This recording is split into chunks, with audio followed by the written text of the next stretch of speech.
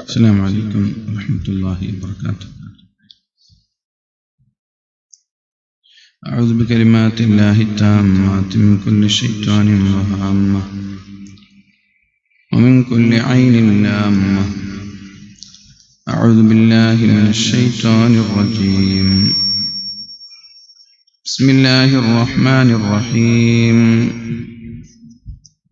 الحمد لله رب العالمين. الصلاة والسلام على سيدنا محمد أشرف المرسلين وعلى آله وصحبه أجمعين. أما بعد، اللهم لا علم لنا إلا ما علمتنا ولا ما علمتنا وزدنا علما. اللهم أرنا الحق حقا وارزقنا اتباعه وأرنا الذين آمنوا لا تدخلوا بيوتا غير بيوتكم حتى تستأنسوا وتسلموا على أهلها. عليم. آمين.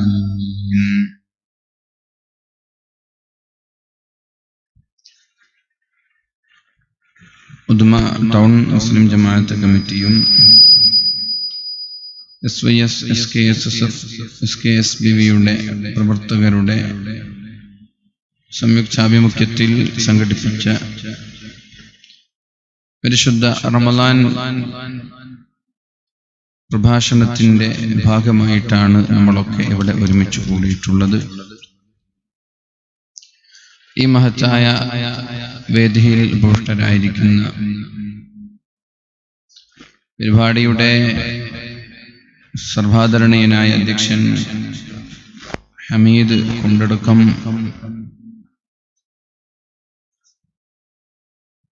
ഔപചാരികമായി ഉദ്ഘാടന കർമ്മം നിർവഹിച്ച പ്രഗത്ഭരായ നമ്മുടെ ഉസ്താദുമാർ, കർമ്മോത്സുകരായ കമ്മിറ്റി ഭാരവാഹികൾ, ഈ മഹത്തായ ഇൽമിന്റെ സദസ്സിൽ ഒരുമിച്ച് കൂടിയ സ്നേഹനിധികളായ സഹോദരങ്ങളെ, സഹോദരിമാരെ, അള്ളാഹു നമ്മുടെ സംഗമം സ്വാലിഹായ അമലായി സ്വീകരിക്കുകയും നാഫിയായ ഇൽമും ബുദ്ധിശക്തിയും ഓർമ്മശക്തിയും നൽകി അള്ളാഹു നമ്മെ അനുഗ്രഹിക്കുകയും ചെയ്യട്ടെ. ആമീൻ എന്ന് ദുആ ചെയ്യുകയാണ്. ഖുർആൻ സമൂഹത്തിന്റെ വഴികാട്ടി എന്ന ഒരു വിഷയമാണ് ഞാൻ ഇന്നിവിടെ ചർച്ച ചെയ്യാൻ ആഗ്രഹിക്കുന്നത്. പരിശുദ്ധ റമളാനും ഖുർആനും തമ്മിൽ ഒഴിച്ചുകൂടാൻ പറ്റാത്ത ഒരു ബന്ധമുണ്ട് എന്ന് നമ്മൾക്കറിയാം.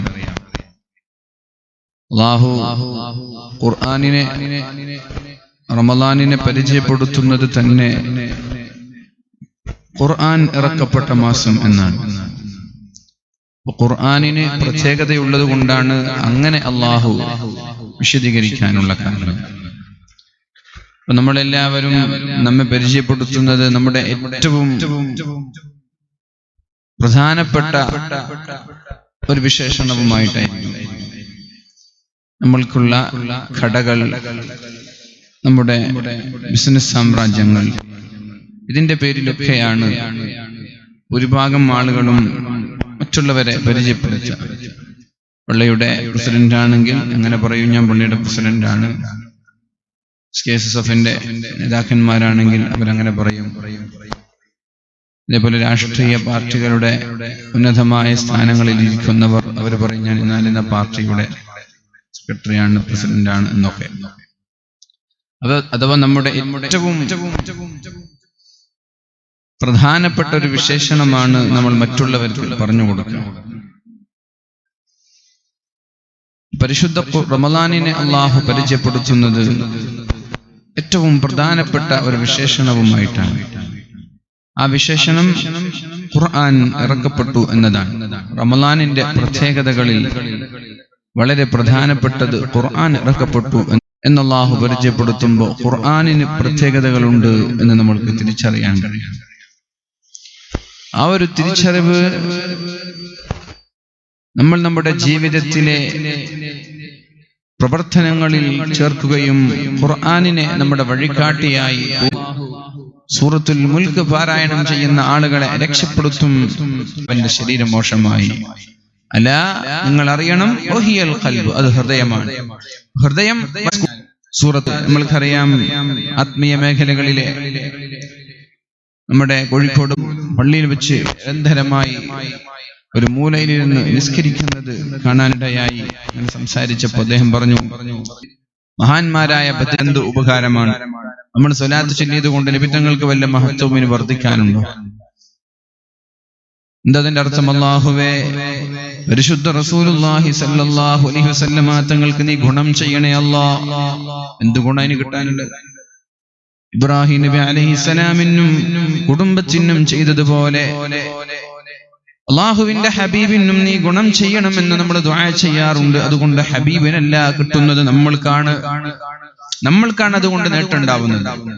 അതേപോലെ മഹാന്മാരായ ബദരീങ്ങളുടെ പേരിൽ, അള്ളാഹുവിന്റെ ഹബീബിന്റെ പേരിൽ സുബ്ഹി നിസ്കാരം കഴിഞ്ഞാൽ ഒരു സൂറത്തു യാസീൻ പാര. അസ്വസ്ഥത നിറഞ്ഞ ജീവിതമാണ് ഞാൻ നൽകുന്നത്, കുടുസേറിയ ജീവിതമാണ് ഞാൻ നൽകുന്നത്. അല്ലാഹു പറഞ്ഞതല്ലേ, വമൻ അഅറള അൻ ദിക്രി, എന്റെ ദിക്റിൽ നിന്ന് മാറി നിൽക്കുന്നവർ, അവരെ ഞാൻ നാളെ മഹ്ശറ ലോകത്തേക്ക് കൊണ്ടുവരുന്നത് അന്ധന്മാരായിട്ടാണ്, കണ്ണ് നീക്ക് പൂക്കുകളും. അവിടെ ഒരു ദിക്റ് ചെല്ലാൻ നബിതങ്ങൾ പഠിപ്പിക്കും. ആ ഒരു ദിക്റിൽ നിന്ന് മാറി നിൽക്കുമ്പോ അതിന്റെ അനന്തരഫലം നമ്മൾ അനുഭവിക്കേണ്ടി വരുന്നുണ്ട്. ഓരോ മേഖലയിലും ദിക്റില്ലാത്തൊരു മേഖല ഇസ്ലാമിലില്ല എന്നാണ്. രാവിലെ എണീറ്റാൽ ഉറങ്ങുകയാണ്, രാവിലെ എണീക്കുമ്പോ അൽഹംദുലില്ലാഹില്ലദീ അഹ്യാനി ബഅദമാ അമാതനി വഇലൈഹിൻ നുശൂർ. അല്ലാഹുവേ, എന്നെ ഈ ഉറക്കത്തിൽ നിന്ന്, എന്നെ ഈ മരണത്തിൽ നിന്ന് പുനർജീവിപ്പിച്ച റബ്ബേ, നിനക്കാണ് സർവസ്തുതിയും എന്ന് ചൊല്ലിയിട്ടാണ് നമ്മൾ ഉണരേണ്ടത്.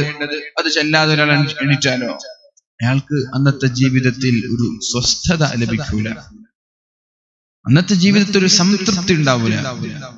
രാവിലെ എണീക്കുമ്പോൾ ചെല്ലാൻ മറന്നുപോയാൽ എപ്പോഴാണ് ഓർമ്മ വരുന്നത് അപ്പൊ ചെല്ലണം. ഇപ്പൊ ഓർമ്മ വന്നു അപ്പൊ ചെല്ലണം. അൽഹംദുലില്ലാഹില്ലദീ അഹ്യാനി ബഅദമാ അമാതനി വഇലൈഹിൻ നുശൂർ. പഠിച്ചോനെ, രാവിലെ എണീക്കുമ്പോൾ ചെല്ലിയിട്ടില്ലല്ലോ, മറന്നുപോയി, ആയിക്കോട്ടെ, എപ്പോ ഓർമ്മ വന്നു അപ്പൊ ചെല്ലണം. എന്താണ് അതിന്റെ അർത്ഥം? അല്ലാഹുവേ, എന്നെ ഈ മരണത്തിൽ നിന്ന് നീയാണ് ജീവിപ്പിച്ചത്, നിനക്കാണ് സർവസ്തുതിയും എന്ന ദിക്ർ ചൊല്ലിയിട്ടാണ് നമ്മൾ ഉണരേണ്ടത്. ഇത് ദിക്റാണ്, എണീക്കുമ്പോഴുള്ള ദിക്ർ. ഈ ദിക്ർ മറന്നാലോ, വമൻ അഅറള അൻ ദിക്രി ഫഇന്ന ലഹു മഈശതൻ ലൻകാ, അവരുടെ ജീവിതത്തിൽ അവർക്ക് സംതൃപ്തി ലഭിക്കൂല. അത് കഴിഞ്ഞു ബാത്റൂമിൽ പോകുന്നുണ്ട്, വലത് കാല് വെച്ച് ബാത്റൂമിൽ പോകാൻ പറയുന്നുണ്ട്. ബാത്റൂമിലേക്ക് പോകുമ്പോൾ അല്ലാഹുമ്മ ഇന്നി അഊദു ബിക മിനൽ ഖുബുസി വൽ ഖബായിസ്, അല്ലാഹുവേ, ആൺപിശാചിൽ നിന്നും പെൺപിശാചിൽ നിന്നും നീ എന്നെ കാക്കണേ എന്ന ദിക്ർ ചൊല്ലിയിട്ടാണ് നമ്മൾ ബാത്റൂമിലേക്ക് ചെല്ലുന്നത്. ഇത് ചെല്ലാതെ ഒരാൾ പോയാലോ പിശാചിൽ നിന്ന് കാവൽ കിട്ടൂല. നമ്മളിത് ചെല്ലാതെ പോവാണ്, അതുകൊണ്ട് പൈശാചികമായ അസുഖങ്ങൾ നമ്മൾക്കുണ്ടാവുന്നു. അതുപോലെ തന്നെ ബാത്റൂമിലാണ് അണുക്കളുള്ളത്, ബാത്റൂമിലാണ്. ബാത്റൂമിൽ ഇല്ലാത്ത അണുക്കൾ ഉണ്ടാവില്ല. സകല ജാതി സകലമായ അണുക്കൾ ബാത്റൂമിലുണ്ടാവും. ഇത് ചെല്ലിപ്പോയ അണുക്കളിൽ നിന്നുള്ള ഒരു പ്രൊട്ടക്ഷൻ, ഒരു സംരക്ഷണം അല്ലാഹു നൽകും. ചെല്ലില്ലെങ്കിലോ കയറും, ശരീരത്തിൽ അസുഖങ്ങൾ ഉണ്ടാവും. അതുകൊണ്ട് ബാത്റൂമിലേക്ക് ചെല്ലുമ്പോഴുള്ള ദിക്ർ ചെല്ലിയാൽ അല്ലാഹുവിന്റെ സംരക്ഷണം, ചെല്ലിയില്ലെങ്കിൽ എന്തും സംഭവിക്കാം. മൂത്രമൊഴിച്ചു മനോഹരിച്ച ശേഷം അല്ലാഹു ഒരു ദിക്ർ പഠിപ്പിച്ചു തന്നു. അല്ലാഹുമ്മ തഹ്ഹിർ ഖൽബി മിനൻ നിഫാഖ് വഹസ്സിൻ ഫർജി മിനൽ ഫവാഹിഷ്. അല്ലാഹുവേ, എന്റെ ഹൃദയത്തെ നിഫാഖിൽ നിന്ന് നീ കാത്തുകൊള്ളണേ അല്ലാഹ്. എന്റെ ഗുഹ്യാവയവങ്ങളെ ഹറാമിൽ നിന്ന് നീ കാത്തുകൊള്ളണേ റബ്ബേ. ഇതൊരു ദുആയാണ്. മനോഹരിച്ചു കഴിഞ്ഞാൽ എന്താണ് പ്രാർത്ഥന? നിഫാഖിൽ നിന്ന്. നിഫാഖ് എന്ന് പറഞ്ഞാൽ മുനാഫിഖിന്റെ അടയാളം. കളവ് പറയുന്നവർ മുനാഫിഖീങ്ങളാണ്. വിശ്വാസവഞ്ചന നടത്തുന്നവർ മുനാഫിഖീങ്ങളാണ്. ഇദാ ഹദ്ദസ കദബ വഇദാ ഉത്മിന ഖാന വഇദാ വഅദ അഖ്ലഫ. വല്ലതും വിശ്വസിച്ചേൽപ്പിച്ചാൽ വിശ്വാസവഞ്ചന നടത്തുന്നവർ. വഇദാ വഅദ അഖ്ലഫ, ഒരു വാക്ക് നൽകിയാൽ വാക്ക് ലംഘിക്കുന്നവർ മുനാഫിഖീങ്ങളാണ്. മുനാഫിഖീങ്ങൾ ഫിദ്ദർക്കിൽ അസ്ഫലി മിനന്നാർ, നരകത്തിന്റെ ഏറ്റവും ഭയാനകമായ നരകത്തിന്റെ അടിത്തട്ടിലാണ് മുനാഫിഖീങ്ങൾ ഉണ്ടാവുക. അല്ലാഹുവിനോട് കാവൽ തേടുന്നു, പടച്ചവനെ അല്ലാഹുമ്മ ഹസ്സിൻ ഫർജി, അല്ലാഹുമ്മ ഹസ്സിൻ ഖൽബി മിനൻ നിഫാഖി, അല്ലാഹുവേ എന്റെ ഹൃദയത്തെ നിഫാഖിൽ നിന്ന് നീ കാക്കണേ അല്ലാഹ്. വഹസ്സിൻ ഫർജി മിനൽ ഫവാഹിഷ്, വ്യഭിചാരങ്ങളിൽ നിന്ന് എന്റെ ഗുഹ്യാവയവങ്ങളെ നീ കാത്തുകൊള്ളണേ അല്ലാഹ് എന്നുള്ള ദുആ. ഇത് നിരന്തരമായി ചെല്ലുന്ന ആളുകളെ അല്ലാഹു വ്യഭിചാരങ്ങളിൽ നിന്ന് സംരക്ഷിക്കും. അല്ലാത്തവർ വ്യഭിചാരങ്ങളിൽ ചാടാനുള്ള സാധ്യതയുണ്ട്. അങ്ങനെ ഓരോ മേഖലകളിലും ദിക്റുണ്ട്. ഭക്ഷണം കഴിക്കുമ്പോൾ അല്ലാഹു പറഞ്ഞു ബിസ്മില്ലാഹിർ റഹ്മാനിർ റഹീം, ബിസ്മില്ലാഹി ഖൈറിൽ അസ്മാ, ബിസ്മില്ലാഹി റബ്ബിൽ അർളി വസ്സമാ, ബിസ്മില്ലാഹിൽ ലദീ ലാ യദുറു മഅ ഇസ്മിഹി ശൈഉൻ ഫിൽ അർളി വലാ ഫിസ് സമാഇ വഹുവസ് സമീഉൽ അലീം എന്നുള്ള ദിക്ർ ഒരാൾ ചൊല്ലി ഭക്ഷണം കഴിച്ചാൽ ആ ഭക്ഷണത്തിൽ വല്ല രോഗാണുക്കളുണ്ടെങ്കിൽ, ആ ഭക്ഷണത്തിൽ വല്ല സൈഡ് എഫക്റ്റ് ഉണ്ടെങ്കിൽ അവന്റെ ശരീരത്തെ അത് ബാധിക്കൂല എന്ന് മുഹമ്മദുർ റസൂലുള്ളാഹി സ്വല്ലല്ലാഹു അലൈഹി വസല്ലം മഹാനായ ഖാലിദ് ഇബ്നു വലീദ് റളിയല്ലാഹു അൻഹുവിനോട് ജൂതന്മാർ പറയുകയുണ്ടായി, വിഷം കുടിക്കാൻ നിന്റെ റബ്ബിന് കഴിവുണ്ടെങ്കിൽ നീ വിഷം കുടിക്കുക. വിഷം തൊട്ടാൽ മരിച്ചു പോകുന്ന വളരെ ഗൗരവമുള്ള ഒരു വിഷം കൊടുത്തിട്ടാ പറഞ്ഞു. ഖാലിദ് ഇബ്നു വലീദ് റളിയല്ലാഹു അൻഹു പറഞ്ഞു, ഞാൻ കുടിച്ചോളാം. ബിസ്മില്ലാഹിർ റഹ്മാനിർ റഹീം, ബിസ്മില്ലാഹി ഖൈറിൽ അസ്മാ, അല്ലാഹുവേ നിന്റെ നാമങ്ങളിൽ ഏറ്റവും നല്ല നാമം കൊണ്ട് ഞാൻ കുടിക്കുകയാണ്. ബിസ്മില്ലാഹി റബ്ബിൽ അർളി വസ്സമാ, ആകാശഭൂമിയുടെ ഉത്തരവാദിത്വം ഏറ്റെടുത്ത റബ്ബേ നിന്റെ നാമം കൊണ്ട് ഞാൻ കുടിക്കുകയാണ്. ബിസ്മില്ലാഹിൽ ലദീ ലാ യദുറു മഅ ഇസ്മിഹി ശൈഉൻ ഫിൽ അർളി വലാ ഫിസ് സമാഇ വഹുവസ് സമീഉൽ അലീം. അല്ലാഹുവേ നിന്റെ നാമം ഉച്ചരിച്ചാൽ, നിന്റെ നാമം ഉച്ചരിച്ച് എന്തെങ്കിലും ഒരു കാര്യം ചെയ്താൽ എന്തുകൊണ്ട് സംരക്ഷിച്ചു? അല്ലാഹുവിന്റെ ദിക്ർ ചൊല്ലിയിട്ടാണ് കുടിച്ചത്. അപ്പൊ നമ്മൾ മാങ്ങ കഴിക്കും, ബത്തക്ക കഴിക്കും. നമ്മൾ പറയും ബത്തക്കയില് മാങ്ങയില് ഇഞ്ചക്ഷൻ, ചിക്കനിൽ ബോയിലർ ചിക്കനിൽ ഇഞ്ചക്ഷൻ അടിക്കാറുണ്ട്. എൻഡോസൾഫാൻ ഇല്ലാത്ത, മാരകമായ വിഷങ്ങളില്ലാത്ത പച്ചക്കറിയില്ല, ഫ്രൂട്ട്സ് ഇല്ല. ചിക്കൻ കഴിച്ചാൽ, ബീഫ് കഴിച്ചാലും കൊളസ്ട്രോൾ വരും, മട്ടൻ കഴിച്ചാൽ കൊളസ്ട്രോൾ വരും, പഞ്ചസാര കഴിച്ചാൽ ഷുഗർ വരും. ഇതൊക്കെ നമ്മൾ ഉണ്ടാക്കണം. പക്ഷേ ഭക്ഷണം കഴിക്കേണ്ട രീതിയും പഠിപ്പിച്ചു തന്നിട്ടുണ്ട്. നിങ്ങൾക്ക് മട്ടനും കഴിക്കുക, ചിക്കൻ എന്നും ഒരു ഭക്ഷണവും നിയന്ത്രിക്കേണ്ട ആവശ്യമില്ല. പക്ഷേ കഴിക്കുന്നതൊക്കെ ഒരല്പം അമിതമാവാതെ ഒരല്പം കഴിച്ചാൽ ഒരു ഭക്ഷണത്തിൽ നിന്നും ഒരു അസുഖം ഉണ്ടാവില്ല. കഴിക്കുന്നതിനൊരു ലിമിറ്റുണ്ട്, കഴിക്കുന്നതിനൊരു പരിമിതിയുണ്ട്. അതാണ് അല്ലാഹു പറഞ്ഞത്, നിബിത്തങ്ങൾ പഠിപ്പിച്ചത്. ഞങ്ങൾ ഭക്ഷണം കഴിക്കുന്നത് വിശക്കുമ്പോഴാണ്. ഞങ്ങൾക്ക് രോഗം വരാതിരിക്കാനുള്ള കാരണം ഞങ്ങൾ ഭക്ഷണം കഴിക്കുന്നത് വിശക്കുമ്പോഴാണ്. നല്ലോണം വിശന്നാല് ഭക്ഷണം കഴിക്കും. ആ കഴിക്കുമ്പോൾ വേറെ നിറയെ കഴിക്കാറില്ല. നമ്മളൊക്കെ നല്ലോണം വിശന്ന 4-5-10 ബിരിയാണി കടിച്ചു മാറും. 10 ആണെങ്കിൽ ഒരു 10-15 അടിച്ചു മാറും. നല്ല വിശപ്പ് കുറഞ്ഞാല് 10 പ്ലേറ്റിൽ 5 പ്ലേറ്റ് ആകും. തീരെ വിശപ്പില്ല, എന്നാലൊരു കുടുംബക്കാരെ വീട്ടിൽ പോയി ഭക്ഷണം കഴിക്കാൻ നിർബന്ധിച്ച ഒരു മിനിമം 2 പ്ലേറ്റ് അടിച്ചു മാറും. ഇത് നമ്മുടെ അവസ്ഥ ഇതാണ്. എന്നിട്ട് രോഗാണെന്ന് പറഞ്ഞ് നടന്നിട്ട് കാര്യമില്ലല്ലോ. അല്ലാഹു പറഞ്ഞ വഴിയിൽ നമ്മൾ ജീവിക്കാൻ ശ്രമിച്ചാൽ ഒരു രോഗം ഉണ്ടാവില്ല. അല്ലാഹുവിന്റെ ഹബീബ് പറഞ്ഞു, വിശക്കുമ്പോഴാണ് ഭക്ഷണം കഴിക്കുന്നത്. അങ്ങനെ ഭക്ഷണം കഴിക്കുമ്പോൾ വരെ വയറ് നിറയെ ഞങ്ങൾ ഭക്ഷണം കഴിക്കാറില്ല. വിശപ്പ് തീർന്നാലുടനെ ഭക്ഷണം കഴിക്കുന്നത് ഞങ്ങൾ നിർത്തും. അതുകൊണ്ട് ഞങ്ങൾക്ക് രോഗം വരാറില്ല. അതേപോലെ അല്ലാഹു പറഞ്ഞ ദിക്റുകൾ ചൊല്ലിയിട്ടാണ് അവർ ഭക്ഷണം കഴിച്ചിരുന്നത്. ഈ ഭക്ഷണം കഴിക്കുമ്പോൾ ദിക്റൊക്കെ, ഈ പറഞ്ഞ ദിക്റൊക്കെ ചൊല്ലി ഭക്ഷണം കഴിച്ചാൽ അതിൽ നിന്നൊരു സൈഡ് എഫക്റ്റ് ഉണ്ടാവില്ല. അല്ലാഹുവിന്റെ സംരക്ഷണം ഉണ്ടാവും. ചൊല്ലിയില്ലെങ്കിലോ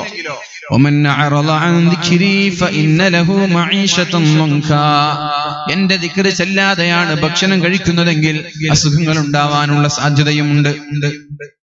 ബിസ്മില്ലാഹിർ റഹ്മാനിർ റഹീം, ബിസ്മില്ലാഹി ഖൈറിൽ അസ്മാ, ബിസ്മില്ലാഹി റബ്ബിൽ അർളി വസ്സമാ, ബിസ്മില്ലാഹില്ലദീ ലാ യദുറു മഅ ഇസ്മിഹി ശൈഉൻ ഫിൽ അർളി വലാ ഫിസ് സമാഇ വഹുവസ് സമീഉൽ അലീം.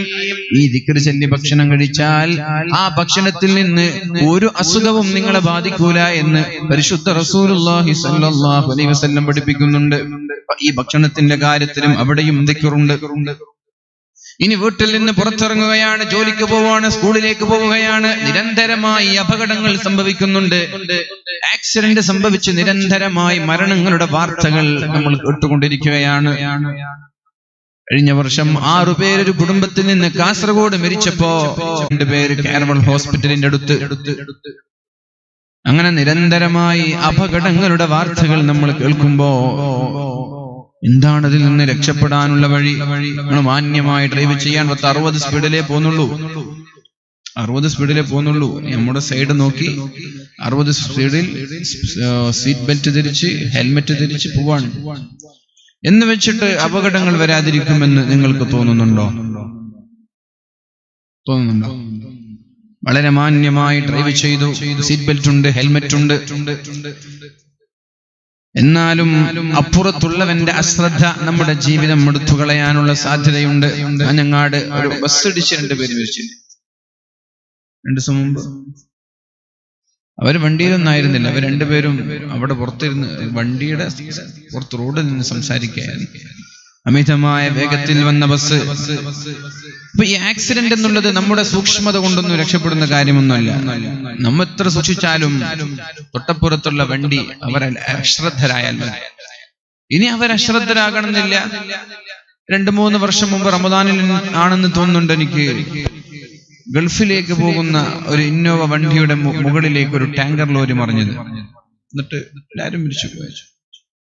അതുപോലെ തന്നെ ടാങ്കർ ലോറി മറിഞ്ഞതും തൊട്ടപ്പുറത്തുള്ള 60-ഓളം വീടുകൾ കത്തിക്കരിഞ്ഞതൊക്കെ നമ്മുടെ ചാലയിലും കാസർഗോഡൊക്കെ സംഭവിച്ചല്ലേ.